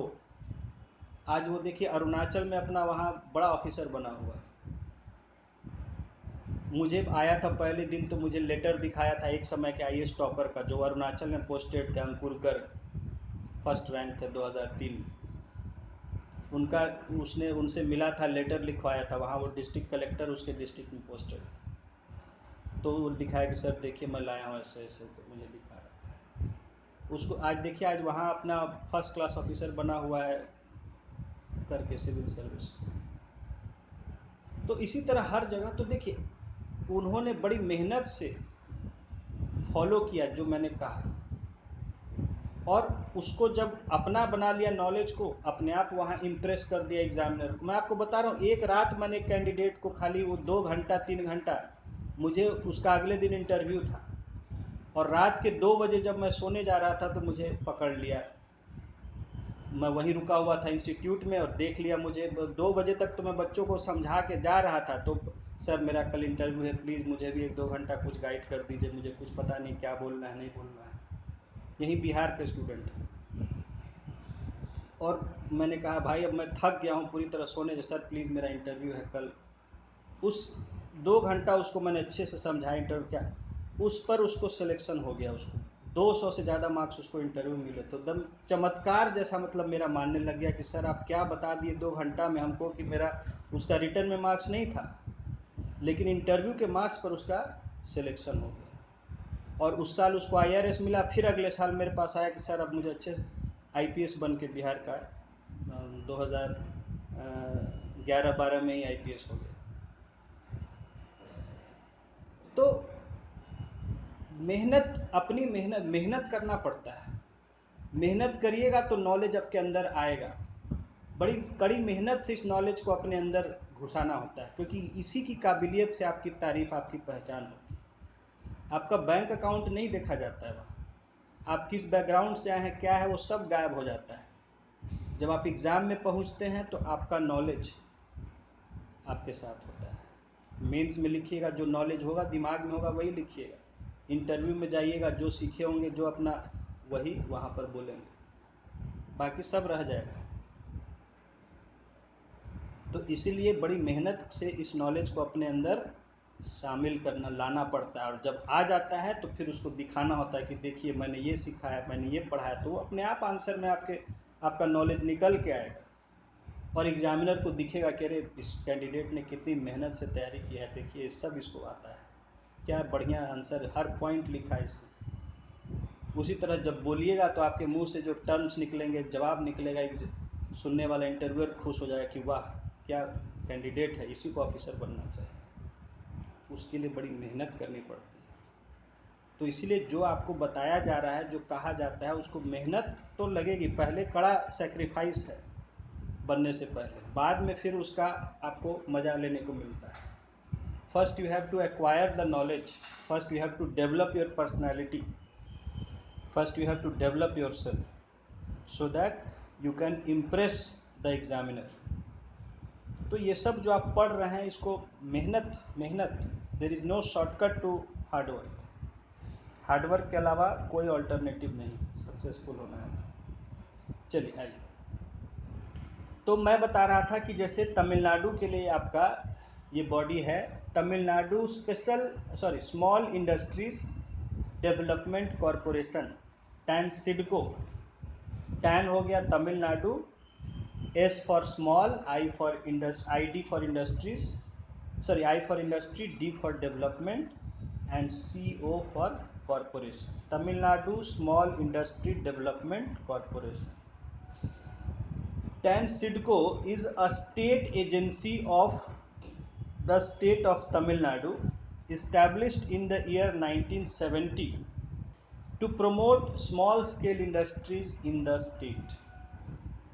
तो ये 1970s में वहाँ इस्टेब्लिश किया गया था ताकि वहाँ छोटे मोटे जो रोज़गार, उद्योग, धंधे लगते हैं, फैक्ट्री, छोटे मोटे वर्कशॉप्स या स्मॉल इंडस्ट्रीज़, इन सब को वहाँ प्रमोट करने के लिए इसको बनाया गया था 1970। It gives subsidies and provides technical assistance for new firms in the small scale sector.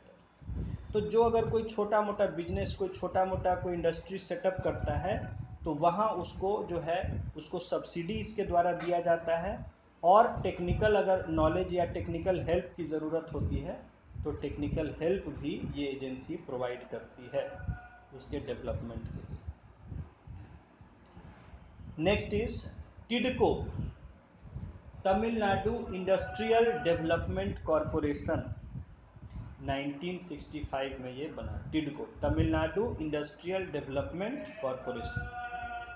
टिडको is another government agency to promote industries in the state and to establish industrial estates।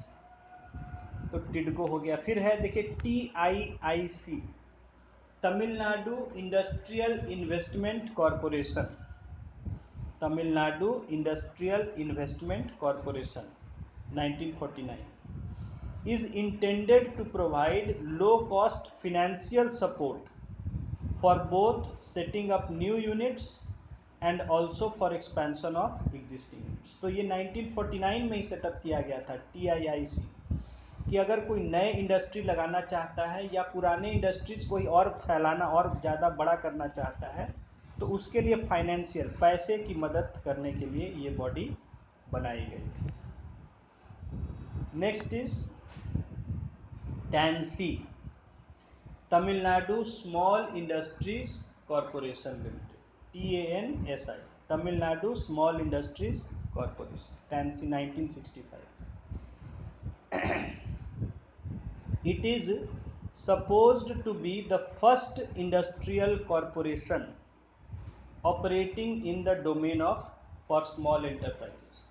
तो छोटे मोटे इंडस्ट्रीज के लिए जो काम करने वाली पहली एजेंसी ये थी टैंसी, जो कि 1965 में तमिलनाडु में लगा। ये छोटे इंडस्ट्रीज के लिए इसको बनाया गया था। तो ये हमने देखा कुछ एजेंसीज यानी गवर्नमेंट डिपार्टमेंट्स या गवर्नमेंट बॉडीज जो कि इंडस्ट्रीज के डेवलपमेंट के लिए तमिलनाडु में काम किया। मैंने और भी आपको एग्जांपल दिया, जैसे सिडबी इंडिया में है, ठीक है, और हमारे यहाँ बिहार में मैंने एग्जांपल दिया कि बियाडा है और बुडको है, और भी कई मिलेंगे, ठीक है।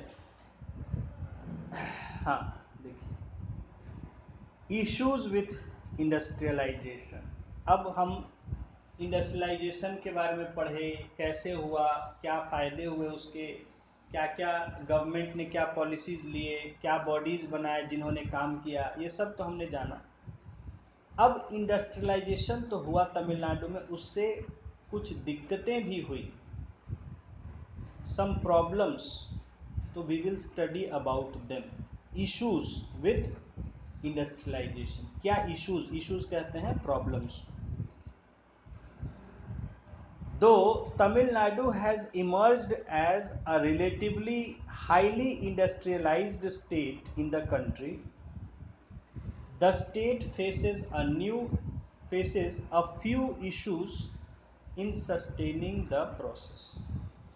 कहा जा रहा है कि तमिलनाडु जो है हमारे देश का एक बड़ा इंडस्ट्रियल स्टेट की तरह डेवलप तो हो गया, काफ़ी हाईली इंडस्ट्रियलाइज्ड स्टेट, काफ़ी ज़्यादा इंडस्ट्रीज वहाँ सेटअप हो गई, लेकिन उस प्रक्रिया जो चल रही है वहाँ, उसमें उसे कुछ दिक्कतें भी आ रही हैं, कुछ प्रॉब्लम्स फेस करना पड़ रहा है। क्या है? To begin with some clusters specially chemicals, textiles and leather clusters tend to generate a lot of polluting effluents that affect health. कहा जा रहा है कि कई जो इंडस्ट्रीज हैं, जैसे chemical industries, textile industries, leather industries, इनसे कई तरह के पल्यूट करने वाले जो है गंदी चीज़ें निकलती हैं इंडस्ट्रीज से, वेस्ट निकलते हैं, जो कि हेल्थ को, आसपास के लोगों के हेल्थ को बहुत प्रभावित करते हैं। क्योंकि आपको पता है सारे इंडस्ट्रीज अपना जो वेस्ट है वो कहाँ, वो नदी में बहा देते हैं, और नदी के पानी से होके वो क्या है, आसपास के जो वाटर बॉडीज़ हैं या लैंड फील्ड्स में चला जाता है, और वहाँ या तो वो ड्रिंकिंग वाटर को ख़राब करता है या मिट्टी में चला जाता है, उससे खाने से वहाँ की चीज़ों को प्रॉब्लम्स होने लगती हैं, क्योंकि ये बहुत ही दे आर टॉक्सिक केमिकल्स। तो अ लॉट ऑफ, क्योंकि केमिकल इंडस्ट्री है तो उससे तो केमिकल्स निकलेगा ही। कॉटन टेक्सटाइल इंडस्ट्री में भी कई तरह के केमिकल्स का इस्तेमाल किया जाता है, उनको ब्लीचिंग करने के लिए, उसको कलरिंग करने के लिए, या फिर तो कई केमिकल्स का यूज़ करते हैं, या लेदर इंडस्ट्रीज़ में तो बहुत ज़्यादा केमिकल्स का यूज़ होता है। तो ये सब से जो वेस्ट, इनका जो वेस्ट मटेरियल निकलता है वो आसपास के वाटर बॉडीज़ को पल्यूट करता है, ग्राउंड वाटर में चला जाता है तो ग्राउंड वाटर पल्यूट हो जाता है, सॉइल में चला जाता है, या वेस्ट में जानवरों के शरीर, तो इस तरह से वो आसपास के एनवायरनमेंट को काफ़ी अफेक्ट करता है, पल्यूट करता है। The effluents also pollute water bodies. देखिए अभी वो कह रहा है जो मैंने आपको अभी समझा दिया, ये लिखा हुआ है। द एफ्लुएंट्स, एफ्लुएंट्स का मतलब होता है जो वेस्ट निकलता है, जो बाहर निकलता है, एफ्लुएंट्स, जैसे गाड़ी से धुआं निकलता है तो वो भी एफ्लुएंट कहा जाता है। गाड़ियों से जो धुआं निकलता है, या फैक्ट्रियों से धुआं निकलता है, या गंदा पानी निकलता है, वेस्ट निकलता है, उन सबको एफ्लुएंट कहा है। जो भी बाहर निकलता है उसको हम एफ्लुएंट कहते हैं। तो कह रहा है कि the effluents also pollute water bodies into which effluents are let into, यानी कि जिस पानी में इसको बहाया जाता है वो पूरा जो पानी, तालाब, झील, नदी जहाँ भी जाता है उसको पूरा ये गंदा कर देता है। And also adjoining agricultural lands, और आसपास की जो एग्रीकल्चरल लैंड होता है उनको भी पल्यूट कर देता है, क्योंकि पानी के साथ साथ वो केमिकल्स मिट्टी में भी, ज़मीन में चला जाता है। Second, employment generation potential has declined because of use of frontier technologies because of the need to compete globally. अब क्या है कि जो भी इंडस्ट्रीज यहाँ हैं उनको एक ग्लोबल कंपटीशन फेस करना, क्योंकि वो एक्सपोर्ट कर रहे हैं या इंडिया में भी बेच रहे हैं। तो इंडिया का मार्केट आज सिंपल मार्केट थोड़े है। इंडिया में आज आपके हर कंपनी दुनिया की सामान बेच रही है। पहले वाला हिसाब नहीं है कि स्कूटर का मतलब बजाज, ठीक है, गाड़ी का मतलब मारुति, वो वाला अब नहीं है समय। 70s 80s में क्या होता था, टू व्हीलर का मतलब था बजाज और फोर व्हीलर का मतलब था बाद में मारुति। और समझिए कि 90s होते तक जो है मारुति ही खाली थी यहाँ पर 2000 तक। तो आज वो नहीं, आज हर कंपनी के टू व्हीलर्स फोर व्हीलर्स। अभी मैं गुजर रहा था यहाँ से छज्जू बाग के एरिया से, तो वहाँ मैंने देखा सिट्रोवन मोटर्स का भी वहाँ लगा हुआ है शोरूम। सिट्रोवन जो शायद इटली या कहीं की कंपनी है, जो प्रीमियम, जिसके मतलब जल्दी आप नाम भी नहीं सुने होंगे बहुत से लोग। तो ऐसी ऐसी कंपनियों के यहाँ बताइए पटना बिहार और हर जगह शोरूम खुल रहे हैं। हमारे आसपास देख लीजिए, यहाँ पर हर तरह के कंपनी के शोरूम, इतने गाड़ियों के। तो आज इंडिया में आपका हर ग्लोबल कंपनी यहाँ अपने प्रोडक्ट सेल कर रही है। तो जो भी यहाँ इंडस्ट्रीज थे या हैं, उनको एक ग्लोबल कंपटीशन फेस करना पड़ रहा है। तो आज उसको उसी हिसाब से लेटेस्ट टेक्नोलॉजी अडॉप्ट करना पड़ रहा है। आज आप अगर टेलीविज़न आप खरीदने के लिए देखिएगा तो आपको दिखेगा खाली 4K और फिर 4K से भी एडवांस। 4K तो मतलब आज से 5-10 साल पहले का हो गया। तो आज के डेट में फुल HD टीवी कोई बेचेगा तो या HD टीवी कहेगा तो कौन खरीदेगा? बोलेगा अरे भाई HD का समय गया, HD तो आज से 15 साल पहले था, अब तो जो है 4K 8K और तरह तरह का और टेक्नोलॉजीज़ का समय है।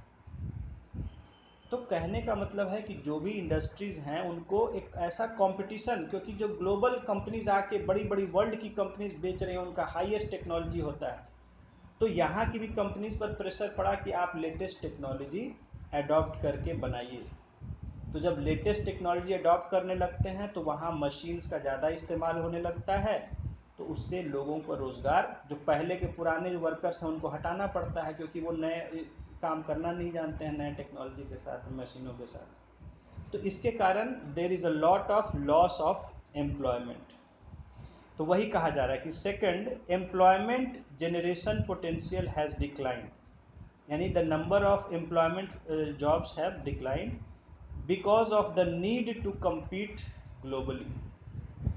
Quality of employment also has suffered in recent years as most workers are employed only temporarily. आज देखिए, अब हर चीज़ का अब टेम्पररी का समय आ गया है। आज लंबे समय के लिए कोई नहीं रखता है वर्कर को कि भाई ठीक है जितने दिन काम है फिर ज़रूरत नहीं होगा तो हम हटा देंगे। आज परमानेंट का कोई वर्ड यूज़ नहीं, सरकार भी नहीं यूज़ करना चाहती। सरकार भी सिर्फ वोट लेने के लिए, पर नहीं तो सरकार भी देखिए जितने टीचर्स को लिया था अब तक 20 साल से वो कॉन्ट्रैक्ट पर थे। अभी जो है अब ऐसा सिचुएशन आ गया इलेक्शन का कि उनको परमानेंट, तो उसके लिए एग्ज़ाम ले रही है, ये कर रही है, वो कर रही है। सब अब कॉन्ट्रैक्ट का समय, लॉन्ग टर्म कमिटमेंट का अब समय नहीं रहा।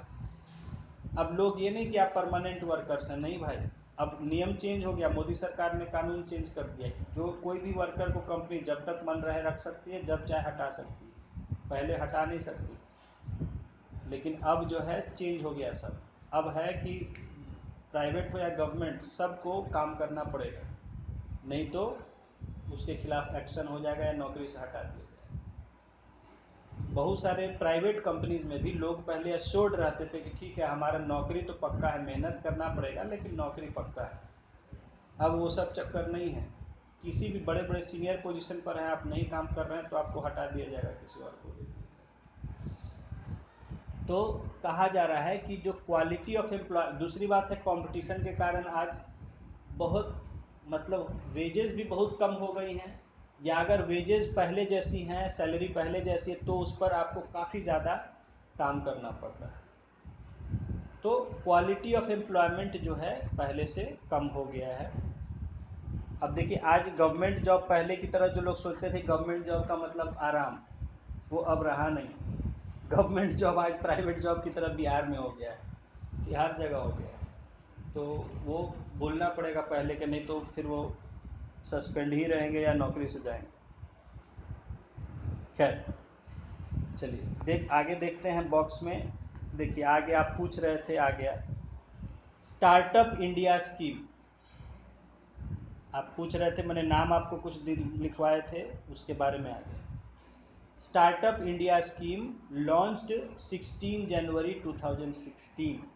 देखिए, startup India scheme is an initiative of Indian government, the primary objective of which is the promotion of startups, generation of employment and wealth creation। तो 2016 में भारत सरकार ने लॉन्च किया स्टार्टअप इंडिया, जिसमें कि स्टार्टअप कहते हैं कोई छोटे मोटे बिजनेस स्टार्ट करने जो शुरुआत होती है कोई नए तरह के आइडिया के साथ, या तो उसको हम स्टार्टअप कहते हैं। तो ये स्कीम शुरू की गई। The primary objective is the promotion of startups को बढ़ावा देना, जनरेशन ऑफ एम्प्लॉयमेंट रोजगार पैदा करना, एंड वेल्थ क्रिएशन और वेल्थ क्रिएट करना। यानी जब आप कुछ प्रोडक्शन करते हैं तो आप कुछ वेल्थ क्रिएट करते हैं, तो उसको कहते हैं wealth creation. Next is stand up India scheme. Stand up India scheme launched 5 April 2016, ये भी 2016 में आया था।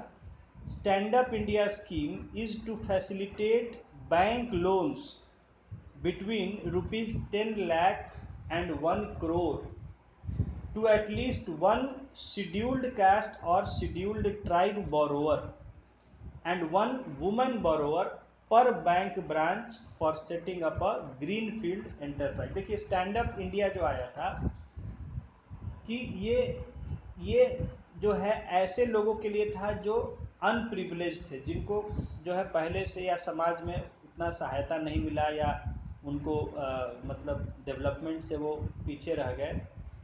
तो ऐसे मदद करने के लिए तो इसमें किया गया कि 10 लाख से 1 करोड़ तक का लोन, तो कम से कम एक बैंक का जो ब्रांच है उसको कम से कम ये एक नहीं कि एक ही, कम से कम 1, चाहे तो शेड्यूल्ड कास्ट या शेड्यूल्ड ट्राइब के पर्सन को, बोरोअर को, या वुमेन बोरोअर को, एटलीस्ट 1, एक ब्रांच में एक पर्सन को कम से कम, इनसे जो है ज़्यादा है तो अच्छी बात है, तो उन ऐसे को कितना लोन प्रोवाइड करना है, 10 लाख से 1 करोड़ तक का, ताकि for setting up a green field enterprise, ताकि ग्रीन फील्ड मतलब नया, कंप्लीटली न्यू कोई बिजनेस स्टार्ट करें, उनको बिजनेस स्टार्ट करने के लिए इस तरह का लोन इस स्कीम में प्रोवाइड करने का रखा। तो ये स्कीम रखा स्टैंड अप इंडिया, मतलब खड़े हो जाओ, जो आज तक खड़े नहीं हुए थे अपने पैरों पर, खड़े हो जाए। तो ये स्कीम था for benefit of SC ST and women to set up new business by providing financial loan from 10 lakh to 1 crore rupees। तो ये था स्कीम स्टैंड अप इंडिया।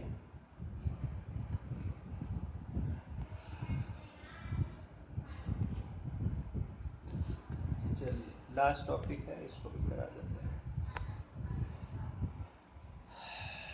तो इसी तरह मैंने और आपको कुछ स्कीम्स जो हैं वो उसके बारे में मैं थोड़ा सा, आप मुझे ध्यान दिलाइएगा, कोशिश करूँगा कि आज भेज दूँ, मुझे आप एक बार रिमाइंड करिएगा थोड़ा सा, उसके बारे में मैं भेज दूँगा मटेरियल आपको।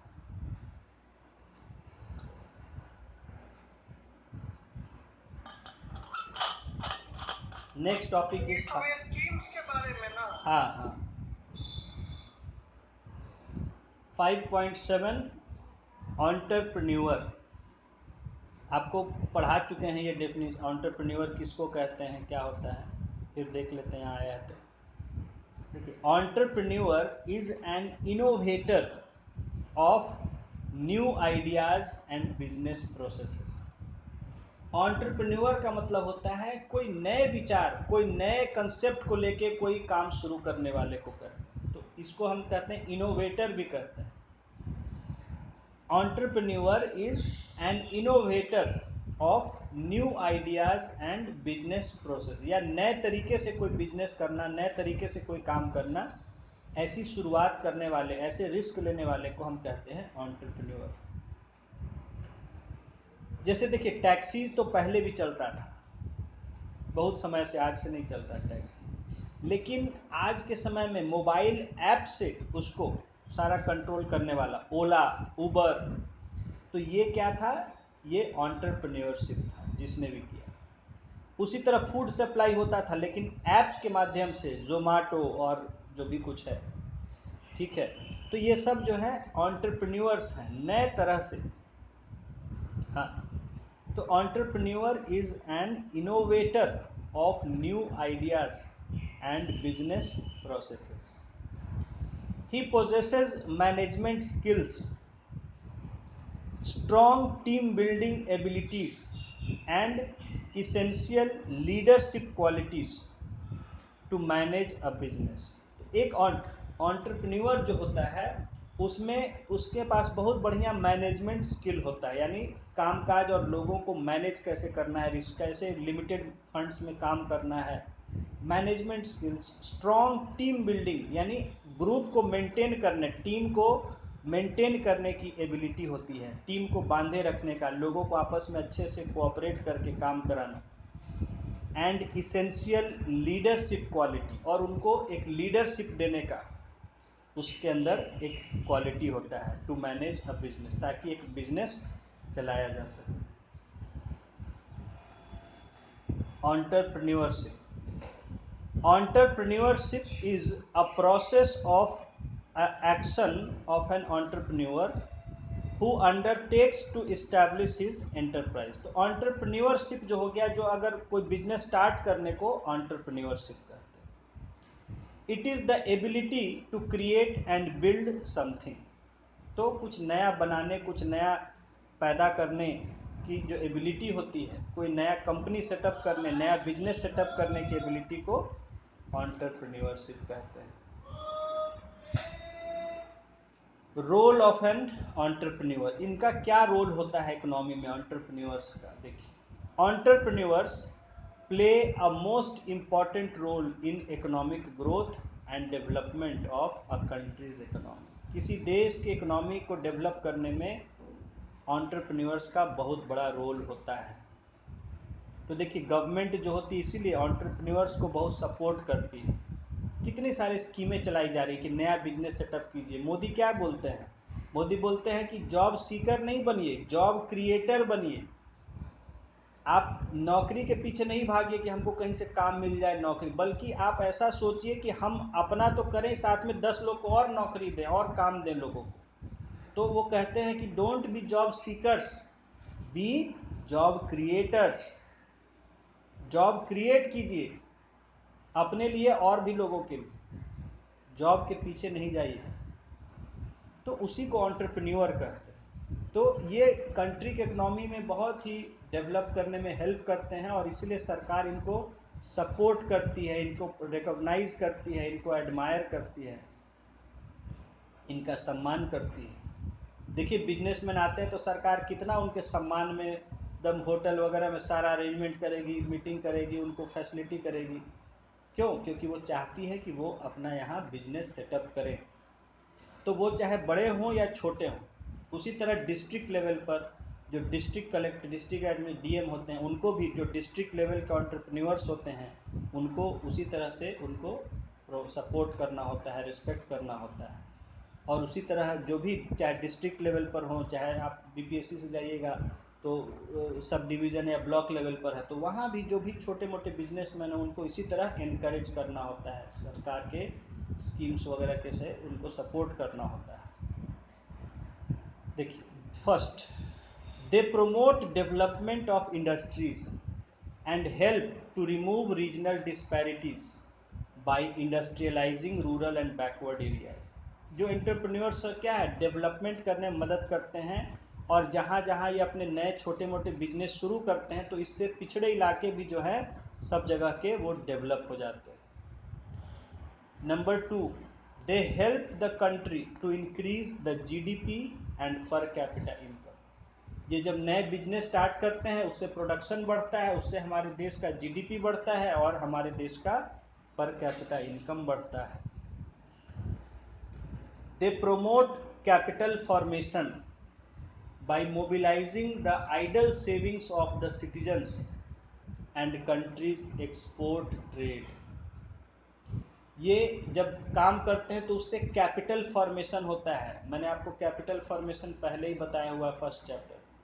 तो कैपिटल फॉर्मेशन यानी एसेट्स क्रिएट होते हैं, प्रोडक्शन होता है गुड्स का, फैसिलिटीज डेवलप होते हैं by mobilising the idle savings of citizens. तो जो लोगों का पैसा जो ऐसे ही बैंकों में पड़ा रहता है या घरों में पड़ा रहता है, आइडल सेविंग्स जो जमा पड़ा है जैसे का तैसे, उसको ये मोबिलाइज, उसको ये इस्तेमाल करके और उससे प्रोडक्शन इकोनॉमिक एक्टिविटी शुरू करते हैं। एंड कंट्रीज एक्सपोर्ट ट्रेड, और उससे जो है कंट्री का एक्सपोर्ट भी बढ़ता है। Entrepreneurs provide large scale employment to artisans, technically qualified persons and professionals and try to maximize profits by innovations। आज जैसे देखिए ओला चल रहा है, कितने लोगों को काम मिल रहा है जो गाड़ियां चला रहे हैं। आज देखिए आज बहुत ओपन कर, जिसको है अपना गाड़ी लेके उसमें, या गाड़ी खाली अपना दे भी सकता है, नहीं तो खुद भी ड्राइव कर सकता है। हम कितने लोगों से चलते हैं ओला पर मिलते हैं जो अपना गाड़ी खरीद के और ड्राइविंग कर रहा है, कमा रहा है। तो ओला उसी तरह सप्लाई करने जो भी ये है, जोमेटो है या और जो भी है, तो उससे क्या है, फूड सप्लाई करने काम, जो बेरोजगार पड़े हुए हैं सबके पास अपना बाइक वाइक तो रहता ही है, नहीं तो बाइक वो प्रोवाइड कर देता है, बाइक से अपना डिलीवरी कर रहा है। अमेजन का देख लीजिए, डिलीवरी कर, कितना लोगों को रोजगार मिलता है इससे। तो वही entrepreneurs provide large scale employment to artisans, कारीगरों को भी मिलता है। टेक्निकली क्वालिफाइड पर्सन, जो टेक्निकल लोग होते हैं उनको भी मिलता है। एंड प्रोफेशनल्स, और प्रोफेशनल लोगों को।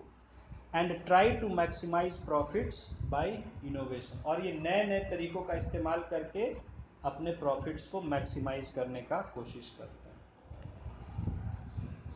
दे enable the people to avail better quality goods at lower prices which results in the improvement of their standard of living। और ये क्या करते हैं, लोगों को कम कीमत पर बेहतर क्वालिटी के सामान उपलब्ध कराते हैं, जिससे लोगों को उनके जीने का स्तर बढ़ जाता है, उनके लिविंग का स्टैंडर्ड बढ़ जाता है, क्योंकि वो बेटर गुड्स का यूज़ करने लगते हैं, बेटर फैसिलिटीज़ को यूज़ कर सकते हैं और अपने लाइफ को और बेहतर बना सकते हैं।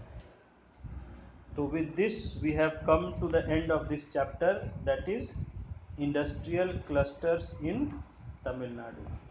So in this chapter we tried to understood at state level, we studied a example of Tamil Nadu, how industrialization began, what steps government took to promote industries, what were the other supporting factors, what were the people's attitude, ठीक है, what companies were set up, what agencies were set up, what decisions, what policies the government took। तो हमने पूरा जो है एक state का जो है बहुत ही डिटेल में स्टडी किया, और उसको, उसके मॉडल को, उसके से सीखते हुए हम अपने बिहार स्टेट में भी इन चीज़ों को, जो भी फ्यूचर ऑफिसर्स हैं, एडमिनिस्ट्रेटर्स हैं, वो इसको इम्प्लीमेंट करके बिहार में भी इंडस्ट्रीज़ को हम डेवलप कर सकते हैं। तो इससे आपको समझ मिलेगा कि कैसे, किस तरह से हम बिहार में, जैसे आपको कल कोई इंटरव्यू में पूछा जाएगा कि बिहार में हम इन इंडस्ट्री या इंडस्ट्रीज़ को कैसे प्रमोट कर सकते हैं, पूछा जाता है बच्चों से अक्सर। तो वहाँ पर बच्चों को कोई जवाब नहीं सूझता है, अगर वो उनका माइंड वैसा तैयार या सोच या समझ वैसी नहीं होती है। तो ये चैप्टर पढ़ाने का मकसद था आपकी समझ को डेवलप करना, और ताकि वहाँ आप जो है कुछ जवाब इस तरह का अच्छा दे सकें, चाहे मेंस में पूछा जाए, चाहे आपसे इंटरव्यू में पूछा जाए। तो इस चैप्टर को अच्छे से पढ़ के, समझ के, नोट्स वगैरह जो है तैयार कर लेंगे, और इस पर जो है क्वेश्चंस भी देख लेंगे। मेंस के आपको क्वेश्चंस हमने दिया हुआ है, देखेंगे कि कैसा क्वेश्चंस आ रहा है, इंडस्ट्री इकोनॉमी सेक्शन में देखेंगे इंडस्ट्रीज वगैरह से जुड़ा हुआ बिहार में कैसा क्वेश्चन पूछा जा रहा है मेंस में, ठीक है। तो उसको भी कोशिश करेंगे लिखने विखने का, या इसमें जो क्वेश्चंस दिए गए होंगे आंसर राइटिंग भी जो है वो सब क्वेश्चंस को आप सॉल्व करने का कोशिश करेंगे। चलिए, दैट इज़ ऑल।